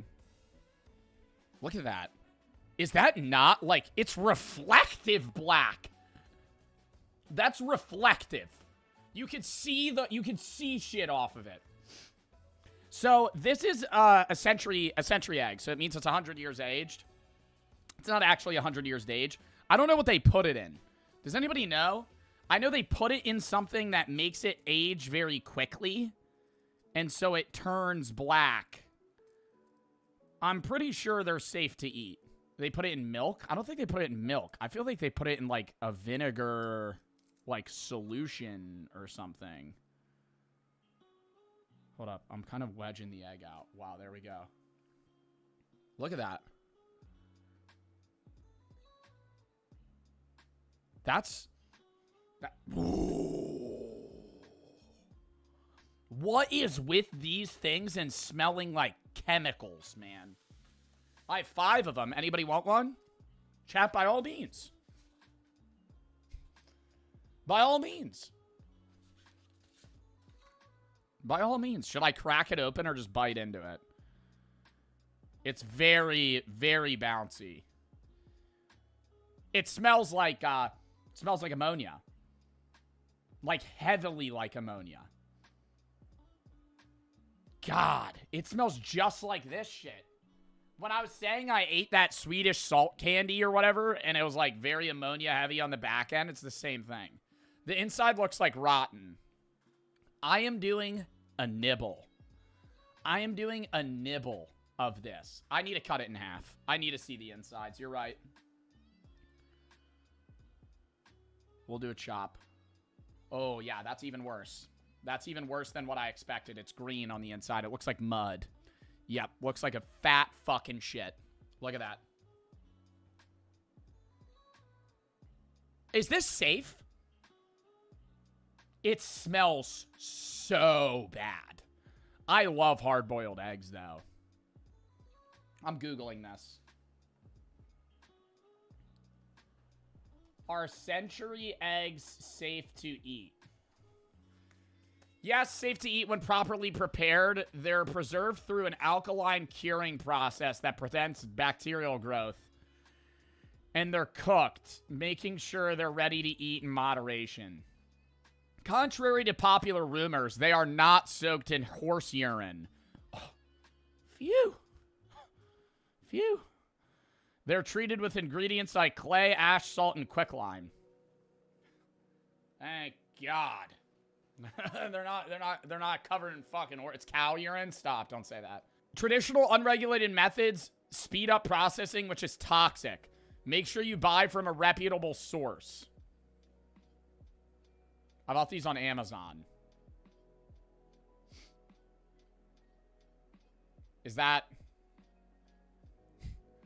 reputable? It's over. I bought these online. I bought all this shit online.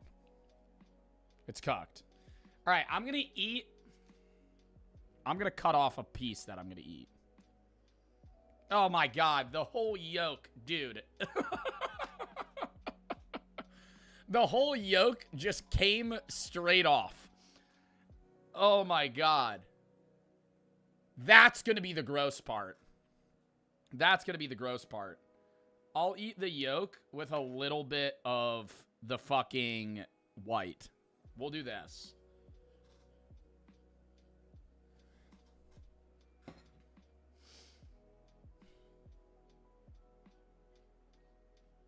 Mind over matter. Over the white. Okay, yeah, the black. Okay. It's not an egg white anymore. It's not an egg white anymore. It's not. All right, yeah. All right. Mind over matter. Pressure makes diamonds. Cheers. I wasn't ready. God, it smells so fucking bad. I feel like this is going to be my shit smells so bad, too. I have a feeling, and this is just a prediction. I don't think I'm going to gag. I think this is going to actually taste like chemicals. I think while I eat, I don't think it's going to taste like repulsingly bad. I think it's actually going to taste like chemicals, and that's going to be what's off-putting. Because it smells like ammonia. Stop stalling. You have not...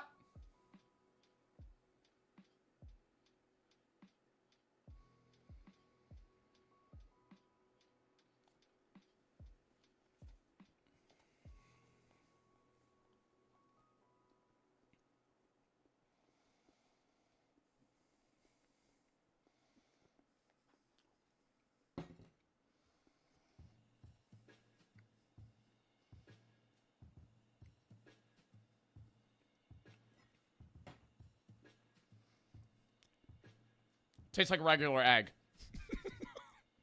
So dead ass.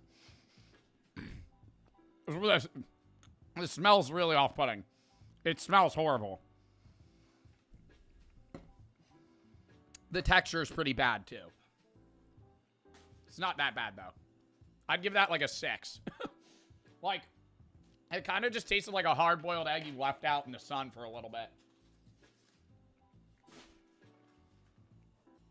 Otherwise, wasn't that bad. Just throughout the whole thing. Yup.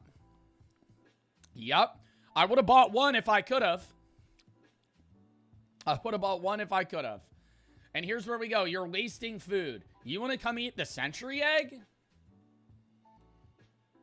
I only wanted to buy one. They came in packs of 6. Do you know how much an egg is? 10 cents? A quarter? Like, bro, it's an egg. It's an egg. Your teeth? My mouth tastes disgusting. Like, I still have that pickle remnants. It's bad. It's bad. My breath reeks right now. Couldn't be worse. Oh, God. Okay. We have 4 things left. The Bulldog Ramen, which I have to go get after. Baby Conch, Chicken Hearts, and the Sourest Candy. Which do we do first? Chicken Hearts. I'm choosing. Conch Shell. Conch Shell, I gotta build courage. Anything in a can? These are dog treats. But they're just freeze-dried chicken hearts. I would assume it's safe to eat. For your dog's best life, proudly American. Not all protein is created equal. At Vital Essentials, we're obsessed with sourcing, harvesting, and freeze-drying quality whole protein for your dog. Why? Because we've seen the benefits of premium raw diets with our own pets. Wait, this is raw? Store freeze-dried products in a cool, dry place separate from human food. Clean hands and surfaces with hot, soapy water after each feeding. This is making me think this isn't safe. Yo, that aftertaste of that egg is actually fucking disgusting. That's where it's getting me right now. Like, my whole mouth tastes like ammonia. If it's raw, it's not safe. Can I eat a freeze-dried chicken heart meant for dogs? Yeah, you can technically eat freeze-dried chicken hearts meant for dogs, as they're often just 100% chicken heart with no fillers, antibiotics, or hormones. However, if they're generally not produced under human-grade sanitary recommendations, they may be packaged with a not-for-human consumption warning.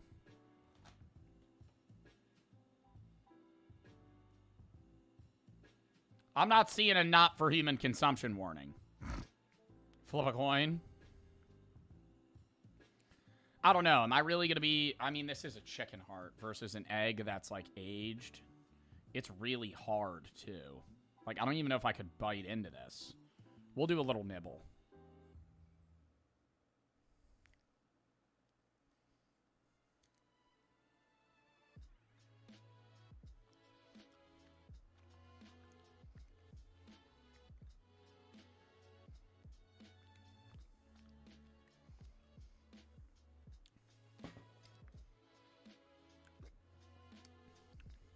It's not good. It's not good. Do I think Daisy would love it? Hell yeah. It's not good, though. Tastes gross. The only reason I'm not eating that, chat, is because on the off chance that that is somehow containing a foodborne illness, I'm not trying to get food poisoning. So we're going to let that. Don't throw it out. I'm not throwing it out. I'm going to give those to Daisy. I need a piss real quick, and I'll also go heat up that Baldock ramen. Wow, it smells in here. Wow. Smells like shit in here. Didn't even realize until I left and walked back in. I don't know what it is. Probably that egg. When we're done, I'm going to have to take out the fucking trash. Please. Just stay with me.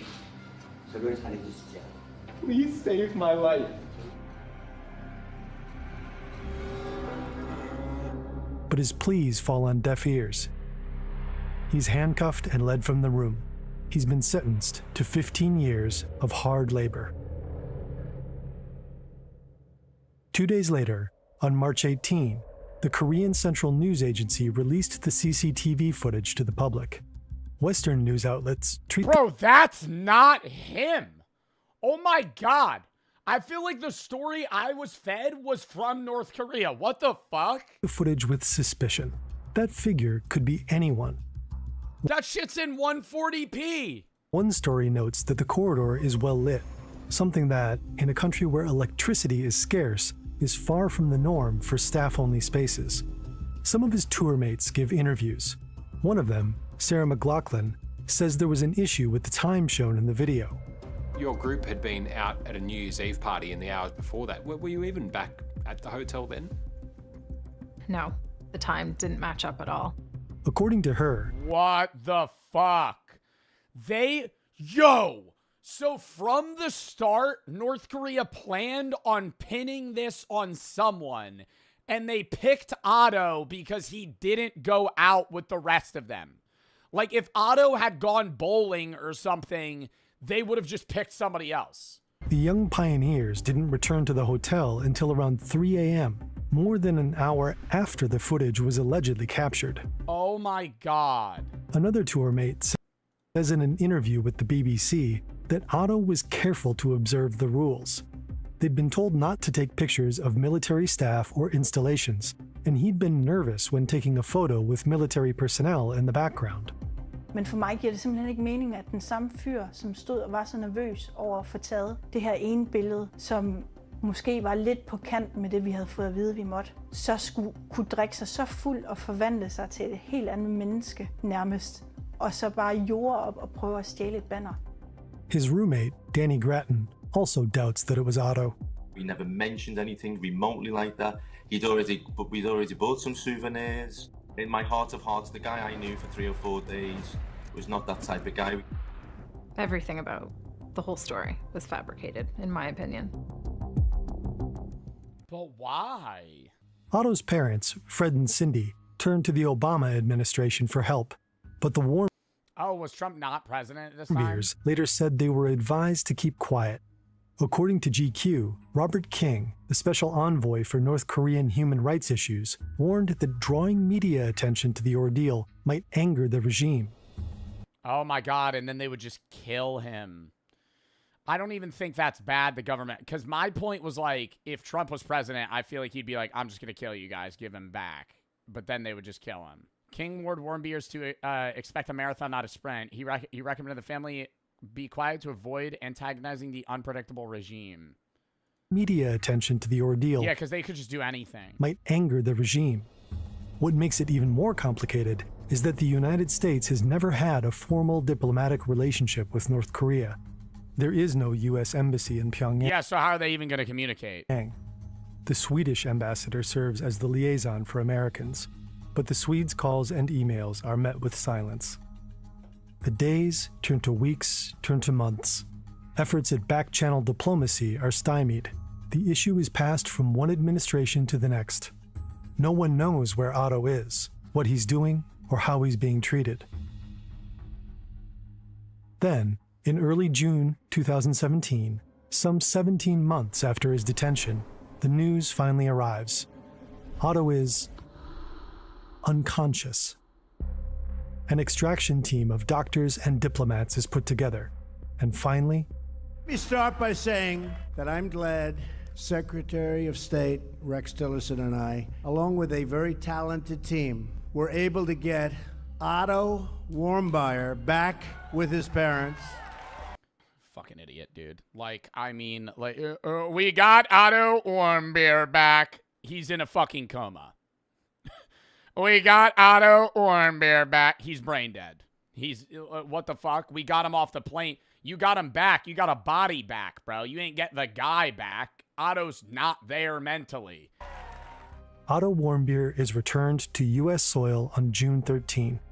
We're thrilled that our son is on American soil, and I'm able to talk to you on Otto's behalf, and I'm able to wear the jacket that he wore when he gave his confession.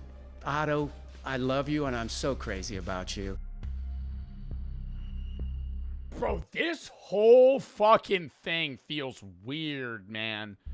Like, even there, I feel like the dad would be, like, crashing out. Last night, being able to see Otto for the first time in, gosh, I bet it's 18 months, it was fantastic. Mad at Trump? I'm not mad at Trump. I'm just saying that speech where they were like, oh, we got Otto Warmbier back. Like, it's not a victory, bro. He's not, like, make sure he's alive and well. Like, that'd be like, we got this person back. He's in a vegetative state. Otto's not in great shape right now, and he's been through a real tough time, and it's great to have him with us, and I'm very proud of him. Otto is home. Were they supposed to leave him there? No, but don't announce on a press conference to up your PR that you got a guy back like you just killed Osama bin Laden, when in reality, the guy you got back, you didn't get back safe. That's all I'm saying. Like, they were met with soft ears, did nothing for 17 months, and then he comes back fucking almost dead. When Cindy and Fred met Otto at the airport, they were shocked. We walked over to the plane. We heard this howling, involuntary, inhuman sound. Otto was on the stretcher across in the plane, and he was jerking violently, making these inhuman sounds. Otto had a shaved head. He had a feeding tube coming out of his nose. He was blind. He was deaf. We got Otto Warmbier back. Like, you see the point I'm trying to make? You see the point? That's all I was just trying to say. Can we lock back in on this poor guy that's dying, right? Like, that's all I was just trying to say is, like, why are you giving a speech like it's a fucking victory, bro? Like, he was taken to the University of Cincinnati Medical Center's Neuroscience Intensive Care Unit, where extensive imaging and diagnostic tests immediately began. His vital signs were stable upon arrival and have remained so. He was blind, deaf, on a feeding tube, and convulsing violently. Wow. Help breathing. No signs of infection. No. What do we know why? Do we know why they sent him back? Like, did North Korea just ship him back? Fern didn't fill that. He said the Swedish liaison couldn't contact North Korea. Nothing happened for 17 months, and then randomly they're informed that he's unconscious and he's shipped back to the United States. So what? Like, North Korea, like, almost killed the guy and went, oh, fuck, now this is going to be a problem. We got to send him back. Dysfunction of non-neurological organs. His neurological condition, though, is described as unresponsive wakefulness. Oh, were they, like, electrocuting him or something? What used to be called a vegetative state. He blinks. Sometimes his eyes open, but he isn't aware of his surroundings and doesn't respond to verbal commands. Oh, are you not supposed to say that anymore? I thought that was like a fucking medical term. No, it just says it's unresponsive. A vegetative state or unresponsive wakefulness syndrome means a person is awake but shows no signs of awareness, purposeful response to their environment, and this is due to severe brain damage. Yeah, so they were like torturing him. To see how he came home was too much for us, but I almost passed out, but I got it together and I rode in the ambulance with him because I did not want him to be alone anymore. He'd been alone for way too long. He's surrounded by his loved ones, but his condition soon worsens. He develops a high fever, 40 degrees Celsius. Fred and Cindy Warmbier are told that he'll never wake up, and they ask to have his feeding tube removed. 6 days after his release, Otto is dead. The news travels across the world. The family of Otto Warmbier has said goodbye. Valid. That's what I'm saying, dude. When you get told that they're never gonna wake up and they're just gonna be perpetually kept alive on machines, it's time, you know. Nach dem Tod des Sad. Studenten Otto Warmbier. Otto Warmbier скончался после возвращения из тюрьмы в Северной Корее. Otto Warmbier murió pocos días después de ser entregado a los. And what's so bad is we won't even know what they did to him, right? Because it's like, if he had woken up, he could have been like, Jesus Christ, and like told his story of like the North Korean prison camps and how they tortured him and all this other stuff, but he's fucking dead. So it's just like they literally just got sent a body. 而在台湾时间今天20号凌晨去世。 The American student who fell into a coma while in North Korean custody and has died. On June 22, in Wyoming, Ohio, more than 2,000. There's a city named Wyoming, Ohio. 500 people attend his funeral. The condition in which Otto Warmbier came back to the U.S. and his I did not know that there were cities that had the state name for a city. 500 people attended his funeral. Wow. Wyoming, Ohio, more than 2,500. They always say the impact on the people you had in your life is determined by how many people show up at your death. People attend his funeral. The condition in which Otto Warmbier came back to the U.S. and his subsequent death are discussed nationwide. He left the United States in good health. He returned on the brink of death. Do you know what happened to him in North Korea? Untrue. I don't think it's untrue, but I think how you affect and touch people in your life does matter, right? The people that care are the people that show up. I don't. Content note: the following chapter discusses suicide. Viewer discretion is advised. Upon his release, North Korea gave an explanation for Otto's state. They said he contracted botulism, a rare and severe kind of food poisoning, after eating a meal of spinach and pork. After he fell ill, They were probably giving him fucking slop and actual terrible food, dude. Like, they weren't keeping him in good condition. they gave him a sleeping pill, to which he had some sort of unexpected reaction, which sent him into a state of unresponsive wakefulness. But U.S. medical experts are quick to dispute this story. 3 doctors, experts in neurology, ran tests on Otto while he was still alive. At the request of the family, they hold a press conference to give their opinions. Those tests did not reveal any evidence of active or chronic denervation, nor any repetitive stimulation that would suggest active botulism at this time. The North Koreans, So they just made that shit up. I mean, yo, that's actually fucking unreal, dude. Teams are lying, and the Warmbiers have a different story. They tortured him. They intentionally injured him. It looked like someone had taken a pair of pliers and rearranged his bottom teeth. He had a large scar on his right foot. They destroyed him. They purposely and intentionally injured Otto. On September 25, 2017, Fred and Cindy Warmbier gave an I do love that they're doing this now, where they're like, because I didn't keep involvement in this after this happened. I just had known that he had died. But I love that they went out on news stations and were like speaking against it. Interview on Fox and Friends. Trump apparently watched. This becomes the narrative: physical torture. Yeah. And, as a consequence, brain damage. But soon, serious doubts emerge. Let's go through his injuries one by one. First, there was a noticeable scar on Otto's right foot. This is Dr. Lakshmi Kota Samarko, the coroner selected to conduct an external autopsy.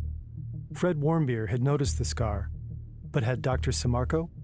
Physically, as far as wounds, There were a few small scars that we documented. There was one that we really couldn't explain for medical instrumentation, which some of the other scars we could. But there wasn't anything on the external examination to indicate, other than that one scar that we couldn't explain, to indicate torture. The Warmbiers opted against a complete autopsy, offering no reason for this decision. But Dr. Samarco did perform an external inspection. Later, in a lawsuit against North Korea, an expert witness cited the scar on Otto's foot as potential. A lawsuit against North Korea. How's that working? Hey, Kim Jong-un, we're suing you. No, you're not. And then they just move on. Like, how do you sue North Korea? Evidence that he was subjected to torture, possibly electric shock. But does this injury prove Otto was tortured? No. Then there are his teeth. I wouldn't say that. I wouldn't even say the rearranged teeth. I would assume that if he had gotten tortured, they were like zapping his brain. Like that shit they were doing during World War II at that school. Or what? It wasn't a school. What was it called? With that doctor? Unit 731. Yeah, Unit 731 and Shiro Ishii. And they would like zap people's brains and shit. Like, they would just keep, it would be like electrocution torture, but it would be like to change your mind. Fred Warmbier said it looked as though Otto's bottom teeth had been rearranged. Dr. Samarco couldn't confirm this. We also consulted our forensic dentist, Dr. Wright, and had him take a look at the imaging, specifically dealing with the lower teeth and mandible. He agreed with us that there is no evidence of trauma to the lower teeth or mandible. In the lawsuit, this finding was disputed. Two of Otto's private dentists testified that his post-mortem dental x-rays, when compared to previous x-rays, indicated that some of his lower teeth had been bent backward, movement consistent with an impact injury. The New York Times had reported that Otto had been repeatedly beaten. That's not impossible. An ex-North Korean spy who was familiar with, though not directly involved in Otto's case, said he'd heard Otto was roughed up by prison guards. 그분이 감옥에 있으면서 간수들이 있잖아요. 간수들이 많이 때렸대요. 왜 때렸냐면 언어가 안 되잖아요. He also continues to say that there might have been waterboarding. To him, that's standard practice, what he'd call yeah, non-physical, like not, it's physical torture, but not something that would show up in like wounds. Battery, rather than torture. It's difficult to say whether this ex-spy is credible though. And even if Otto's teeth were bent backward, it's impossible to know for certain what caused that. Finally, the biggest injury of all, his brain injury. The most important diagnostic test thus far was a magnetic resonance imaging scan of the brain. This study showed extensive loss of brain tissue in all regions of the brain. In other words, the damage is universal, and scans show it occurred all at once. There's a technical term for this, an anoxic encephalopathy. It means an injury caused by a lack of oxygen to the brain. So either blood ceased to flow to Otto's brain, which would result in a lack of oxygen, or Otto stopped breathing. This pattern of brain injury, however, is usually seen as a result of cardiopulmonary arrest, where the blood supply to the brain is inadequate for a period of time, resulting in the death of brain. Oh my God, are they saying that he took his own life when he was in prison? In tissue. In general terms, one of the more likely causes of a cardiopulmonary arrest in a young person would have been a respiratory arrest. In all likelihood, Otto stopped breathing. Any number of events could have caused this. An allergic reaction, choking, near drowning, anything that might prevent oxygen from reaching his brain. But which of these events was the cause? There's no way to know. I hate that. We have no certain or verifiable knowledge of the cause. How could he have done that? Asphyxiation? Or circumstances of his neurological injury. A cause that could almost certainly be ruled out was repeated beatings. Repeated beatings to the head would have caused asymmetrical damage, with some regions being affected more than others. Also, scans revealed no fractures of the skull. Despite all this uncertainty, the Warmbiers insist on torture. And the question of whether Otto was tortured or not is not a medical side note. By now, it has the potential to escalate a simmering conflict between two nuclear powers. A year and a half before, mere days after Otto's detention, North Korea had carried out its fourth nuclear test in defiance of international sanctions. It also launched a long-range missile. In September 2016, it performed another nuclear test. By 2017... Bro, I just don't understand how, like, Russia and China don't also want to just step in and stop them. Because they're their own powers that, you know, obviously are semi-allied. But, like, they have to witness Kim Jong-un and go, this is fucking crazy. You know, like, Russia does its own shit. And, you know, right now they're in war with Ukraine and it's horrible. But they're getting, like North Koreans are allies and aiding them in this. So I'm like, it just has to be like they're turning a blind eye. Like, there's no way they're like, yo, you gotta stop. Like, that's worrisome for them as well, no? I feel like Kim Jong-un's, like, not sane in the way that, like, Xi Jinping is in like, how he's gonna hold certain, like, conflicts, you know? Like, you don't want... Like, I think it's more scary if Kim Jong-un gets nuclear power than Xi Jinping, you know? Like, but I mean, obviously Xi Jinping does have nuclear capabilities, but I'm saying, like, that's less scary for the world, you know? Like, even on either side, you're seeing this. You're like, maybe we shouldn't give this dictator nuclear power. Not give it to him, but allow him to have that. The year of Otto's return, the confrontation between the U.S. and North Korea was near the Who's Xi Jinping, leader of China? Boiling point. North Korea best not make any more threats to the United States. They will be met with fire and fury like the world has never seen. It was the beginning of the 2017-2018 North Korea crisis. Meanwhile, Otto Warmbier's case took on an increased political weight. Trump had adopted the torture hypothesis as fact. Trump need to press that red button. Terrible idea. You nuke North Korea, they're going to fucking nuke everybody else before they die. It's the same shit, dude. It's just mutually assured destruction. That's why nuclear war is like the max out for countries. It's just it enables you to have like an ultimate last defense of like, okay, even if you wipe my country off the map, we'll still kill you. Senator John McCain said Otto had been tortured and murdered. Senators Adam Schiff and Marco Rubio also used the word murder. Fred Warmbier's analysis was that his son served as a sort of human shield. North Korea doesn't do anything by mistake. It was their fourth nuclear weapons test, and they had a lot of things they wanted to cover, and they felt like Otto was going to provide them the security they needed to get away with these things. Oh my God, to frame Otto to say that, oh, we need to escalate our military power because the Z Society and the Methodist Church and the CIA are all three conspiring against against North Korea, that we have to scale our military power. Then, in 2018, Michael Flukinger, the doctor that helped bring Otto back to the US, revealed a new piece of information to GQ. The staff at the North Korean hospital where Otto stayed told Flukinger that they received him the day after his trial, and he was already unresponsive. What? So he was in, like, a coma for a year? They had to resuscitate him, then give him oxygen and put him on a ventilator, or he would die, Flukinger told GQ. Also, there's a brain scan dated April 2016. We received copies of brain MRI images from the medical personnel in North Korea. The earliest images... So how did he eat pork and spinach? BN, that was already disproven, bro. He did not have botulism.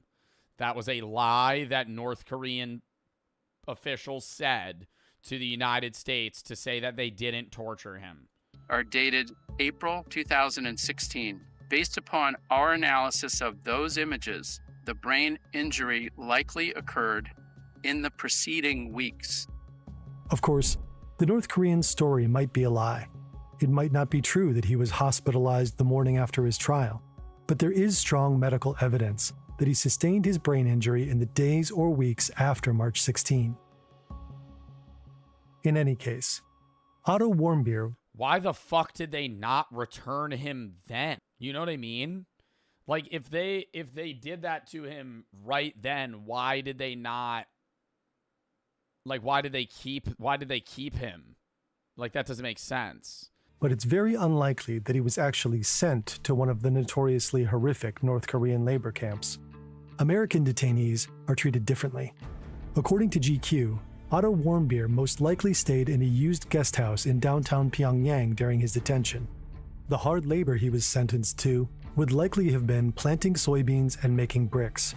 Grueling, backbreaking work, but nothing compared to coal mining, which is typical for North Koreans. North Korea needed him as a bargaining chip, and bargaining chips don't. Oh my God! So maybe they didn't actually put him in that state. They just needed him as like a trade, like as fucked as it sounds, like a trade token. Like it's something they could fall back on. Have much value if they aren't in good condition. And in a sense, he was.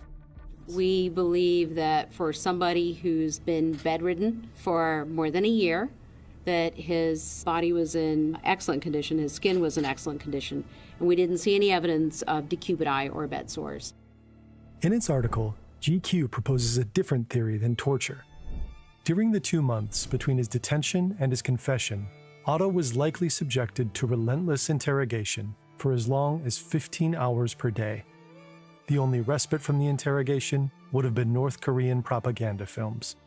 Previous prisoners were told their government had forgotten them. Some fell into debilitating depressions, even attempting suicide. At trial, so hours, weeks, or days before he supposedly fell into a coma, he was visibly desperate. Please think of my family. Give me the oldest son in my family.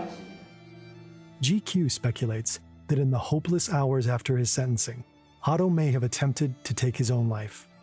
A lack of oxygen to his brain could have caused his injury. Of course, this theory is just one of many. An allergic reaction to a sleeping pill, an excessive administration of drugs, a suicide attempt, a heart attack, a form of torture that left no obvious lasting marks. It could have been any of these things. Without Otto here to tell the tale, we may never know the truth. I mean, like, couldn't he? I'm just saying. I don't know if this happened. Couldn't he have tried to hang himself like 3 days after? Cut oxygen to his brain, didn't die. They save him, but now he's perpetually in this state, and the wounds that would be on his neck would have healed by the time he was sent back. He wouldn't have neck scars because he wouldn't have any laceration that would have been there would have been healed by the time they returned him. In May 2018, something weird happened. Trump tweeted that he was going to meet Kim Jong-un in person, and everything changed. Getting a good I'm instantly asking that motherfucker what the hell they did to Otto. picture, everybody, so we look nice and handsome and thin. After the Singapore summit, Otto's name all but disappeared from Trump's lips, replaced by the name of Kim Jong-un. And then we fell in love, okay? No, really. He wrote me beautiful letters, and they're great letters. We fell in love. The previous year, Trump tweeted that he tried so hard to be Kim's friend and referred to their relationship as It's a very special relationship. In 2019, when asked whether he thought Kim knew about Otto's case, his reply was startling. I don't believe he knew about it.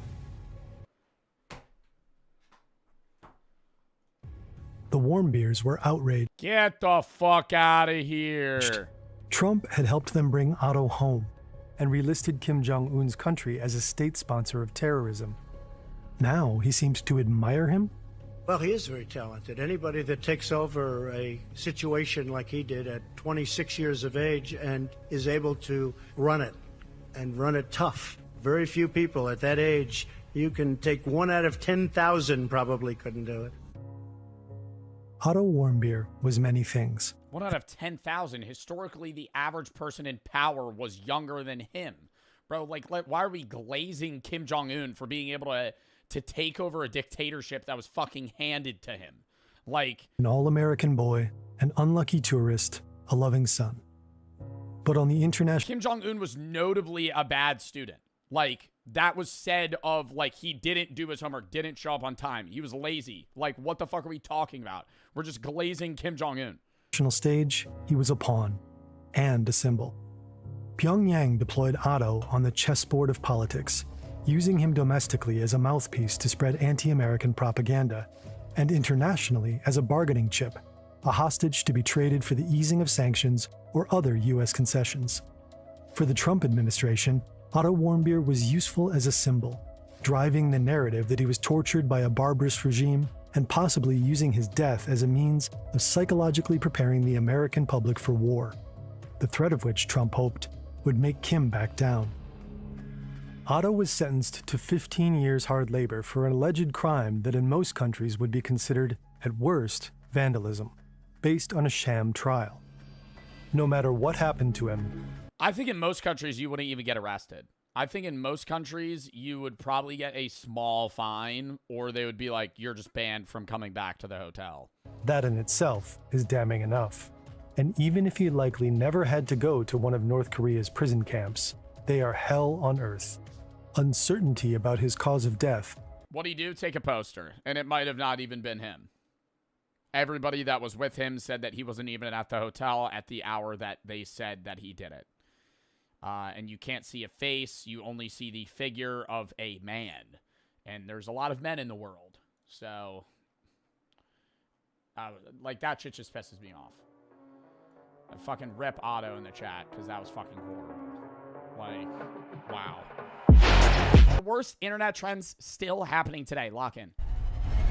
Some internet and social media trends are stupid, some are dangerous, and some are both. These are what we're going to dive into. These are the worst internet trends still happening today.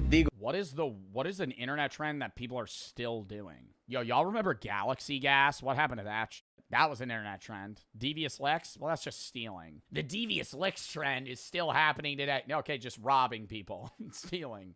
Cinnamon Challenge, Tide Pod Challenge. Nobody does that anymore. Yeah, they all died. Yeah, the people that did Galaxy Gas. Goal, guys, is 2.5 million subscribers by the end of 2026. Yeah, what happened to that? What was that guy's name? He's like, yo, my name Lil... Was it Lil T? Lil Tay? What was his name? He was eating a French fry. It is crazy, so it would mean the world if you... My name Lil T, man. Does he still do Galaxy Gas? They still sell that shit at Walmart? Subscribe, and I promise to do my very best to put out the best videos I possibly can for you. I'm Visual Venture, and yeah, Visual Venture with a new cut. Low-key looking fire. You are awesome. Swarming. This trend is awful because it doesn't affect those doing it. Instead, it causes problems for random people who just happen to be nearby. The trend has... Oh, is swarming where you just get like a group of 30 people to run into a Best Buy and just start stealing shit? Or they just run it because it's like too many people to stop. Different names depending on who you ask. Some call it swarming or steaming. Others call it teen takeovers. But like the Scientology raid? Okay, well, going in and stealing shit I don't think is funny. But people running into the Scientology building and then everybody freaking out on the inside, I don't think that's harmful. Is that fucked up? They just run into the building and everybody immediately goes, you gotta leave. You gotta... I'm like, what do you have in the back room? Holy shit. What do you have in the back room? They start freaking out. I'm like, dude, it's just an office building. It's an... What are we doing? Rituals in the back? The same. It's trespassing? Yeah, bro. But I'm saying, like, they're not hurting someone. Social media calls for mobs of young people to show up at shopping malls with the goal of causing total chaos. Yeah, see, this is what I was talking about. This is fucked. People use TikTok and Snapchat to gather hundreds of teens in the same place at the same time. It could be a store, a fast food spot, or even a parking lot. And they all show up for one... Yeah, we gonna run up that McDonald's parking lot. One reason: to cause trouble. Is it advertised as a let's come cause chaos? For the most part, yes. We all gonna pull up to the local McDonald's and get a water cup.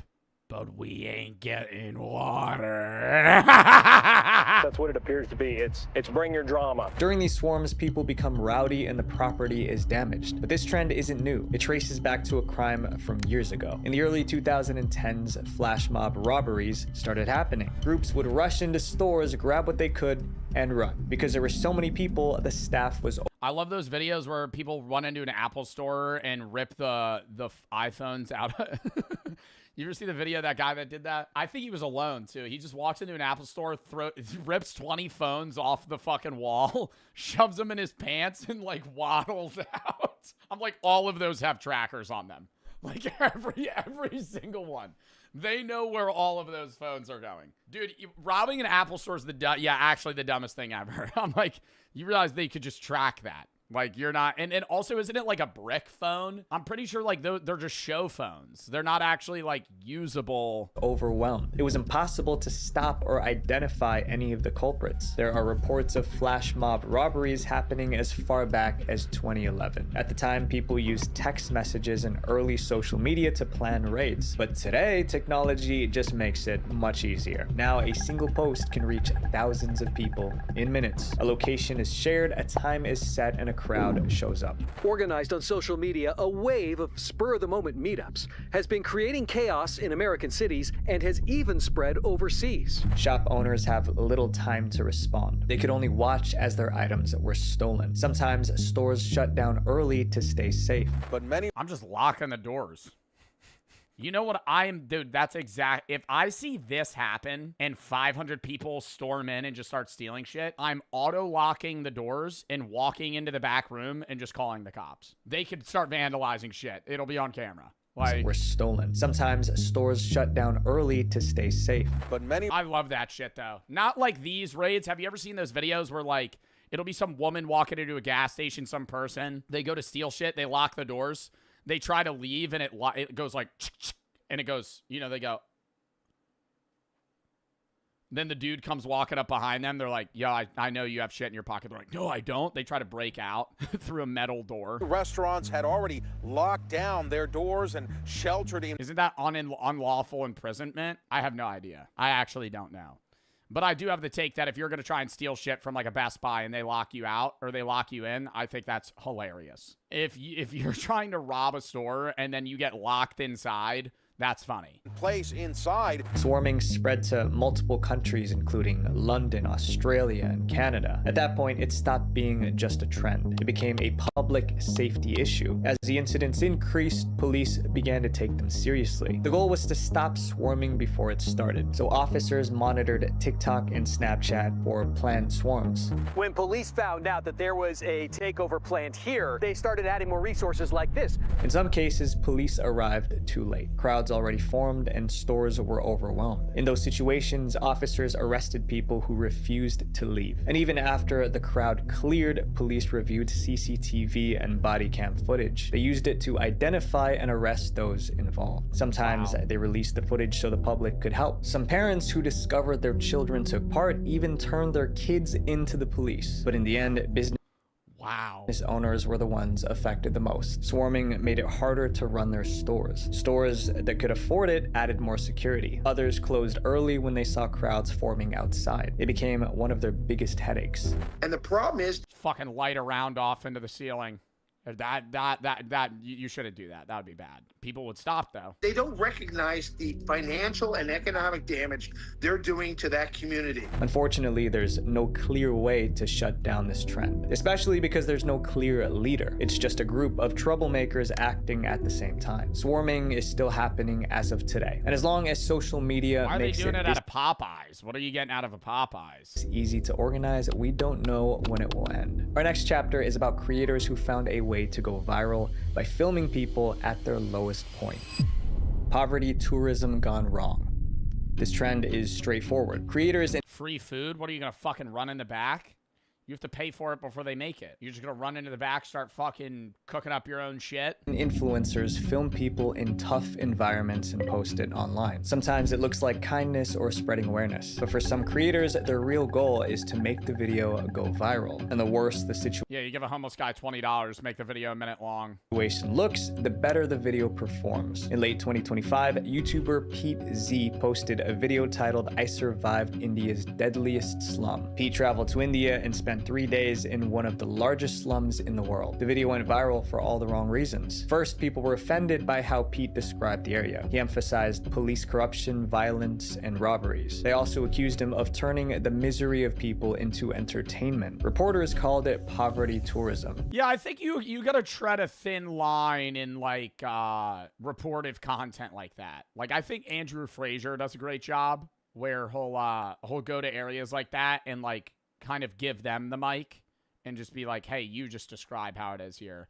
Rather than you just being some like, you know, Nepo baby fucking first world country motherfucker going somewhere and being like, do you see how dirty it is here? It became a global story. Like, who the fuck are you? Despite the backlash, the video stayed up. It was offensive, but not illegal. But this next creator named Keith Castillo took things much further. In 2025, Keith was struggling to get views on his video, so he came up with a new idea. He would film himself giving gifts to random homeless people. I mean, that sounds like a good thing, but the gifts weren't actually gifts. Instead of the ones where they walk into a pizza place, I'm gonna order 1,000 pizzas to give out to homeless people. Are you gonna charge me full price for that? For the homeless? Just guilt tripping a small business owner into being like, oh no, we'll pay. Food or warm clothes, he gave them inappropriate and harmful items. Castillo titled his video, Keeping the Homeless Oh my god, is it a fucking rain bat ad? in the Streets. Viewers felt the idea was unsettling. It implied that encouraging harmful Oh, sorry, I don't know if I could pay for this. Let me hit a blackjack hand real quick. habits would only make their situation worse. Many That's steak, same shit, bro. It's just any gambling site. people hated it. That looked like a horrible clickbait antic that he was engaging in. But Keith brushed off the backlash. He said he spoke to police and was told it wasn't illegal. When they asked him why he did it, Keith said he was following trends that he saw other creators doing. It was all for views. He also didn't seem too concerned with handing out alcohol to potential substance abusers, saying, honestly, I don't care, bro. It's good for the clicks and views, you know? But as the backlash continued, he claimed the video Wait, so what was he giving them? Just like alcohol and shit, or like that's it? was just a I'm not saying that's good, but I'm saying they're saying like harmful substances. Knives? He was giving them knives? Is that a knife handle? Potential substance abusers, saying, honestly, I don't care, bro. It's good for the clicks and views, you know? But as the backlash continued, he claimed the video was just a skit. He also said he took the harmful items back after filming. Since then, Keith has not repeated this kind of content. I feel like that's almost worse. Hey, here's a bottle of alcohol. Just kidding. It's for a video. I'm going to use this, by the way. See ya. But the trend unfortunately lives on. Keith's video looked like an act of generosity, but it was the exact opposite, calling something one thing when it's clearly another. And most cell phone companies have been doing the same thing to us for years. They show you one price and your bill. The garlic trend.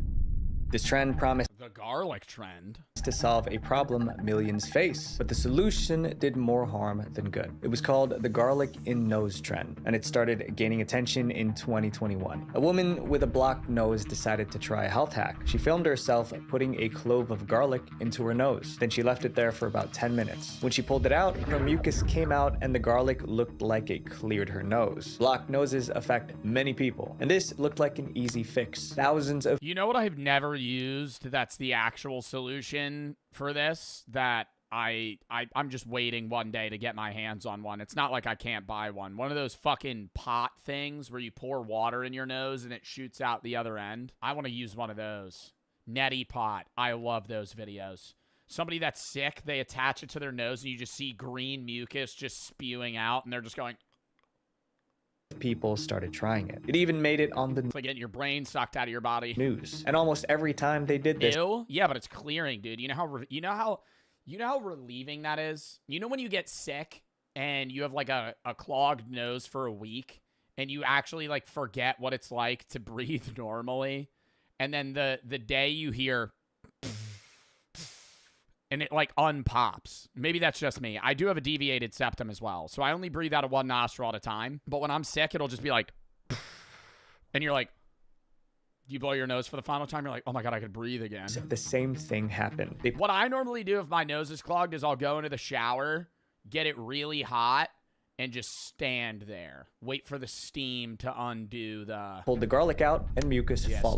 Steam up the whole room. It quickly became a TikTok trend. More than 94.9 million clips were shared on TikTok with the hashtag #GarlicInNose. Many TikTok trends are reckless, but this one seemed safe and helpful. Garlic is natural after all. Some TikTokers even caption their videos, "This is not dangerous. The garlic just cleans your sinuses out." But that wasn't true. This hack was actually risky. People just didn't realize it, and behind the scenes, problems were already happening. One TikTok user said she massively regretted trying this trend. She pulled the garlic out after just 1 minute because her nose started burning. But even after removing it, the irritation lasted for a while. Another person had it worse. The garlic got stuck inside her nose and she ended up in the hospital. Doctors had to suction it out. But people still didn't think the trend was a problem. After all, it looked like it was clearing mucus. That's when... Okay, if you're putting the garlic that far up your nose that you can't even see it, that's the problem. Holy...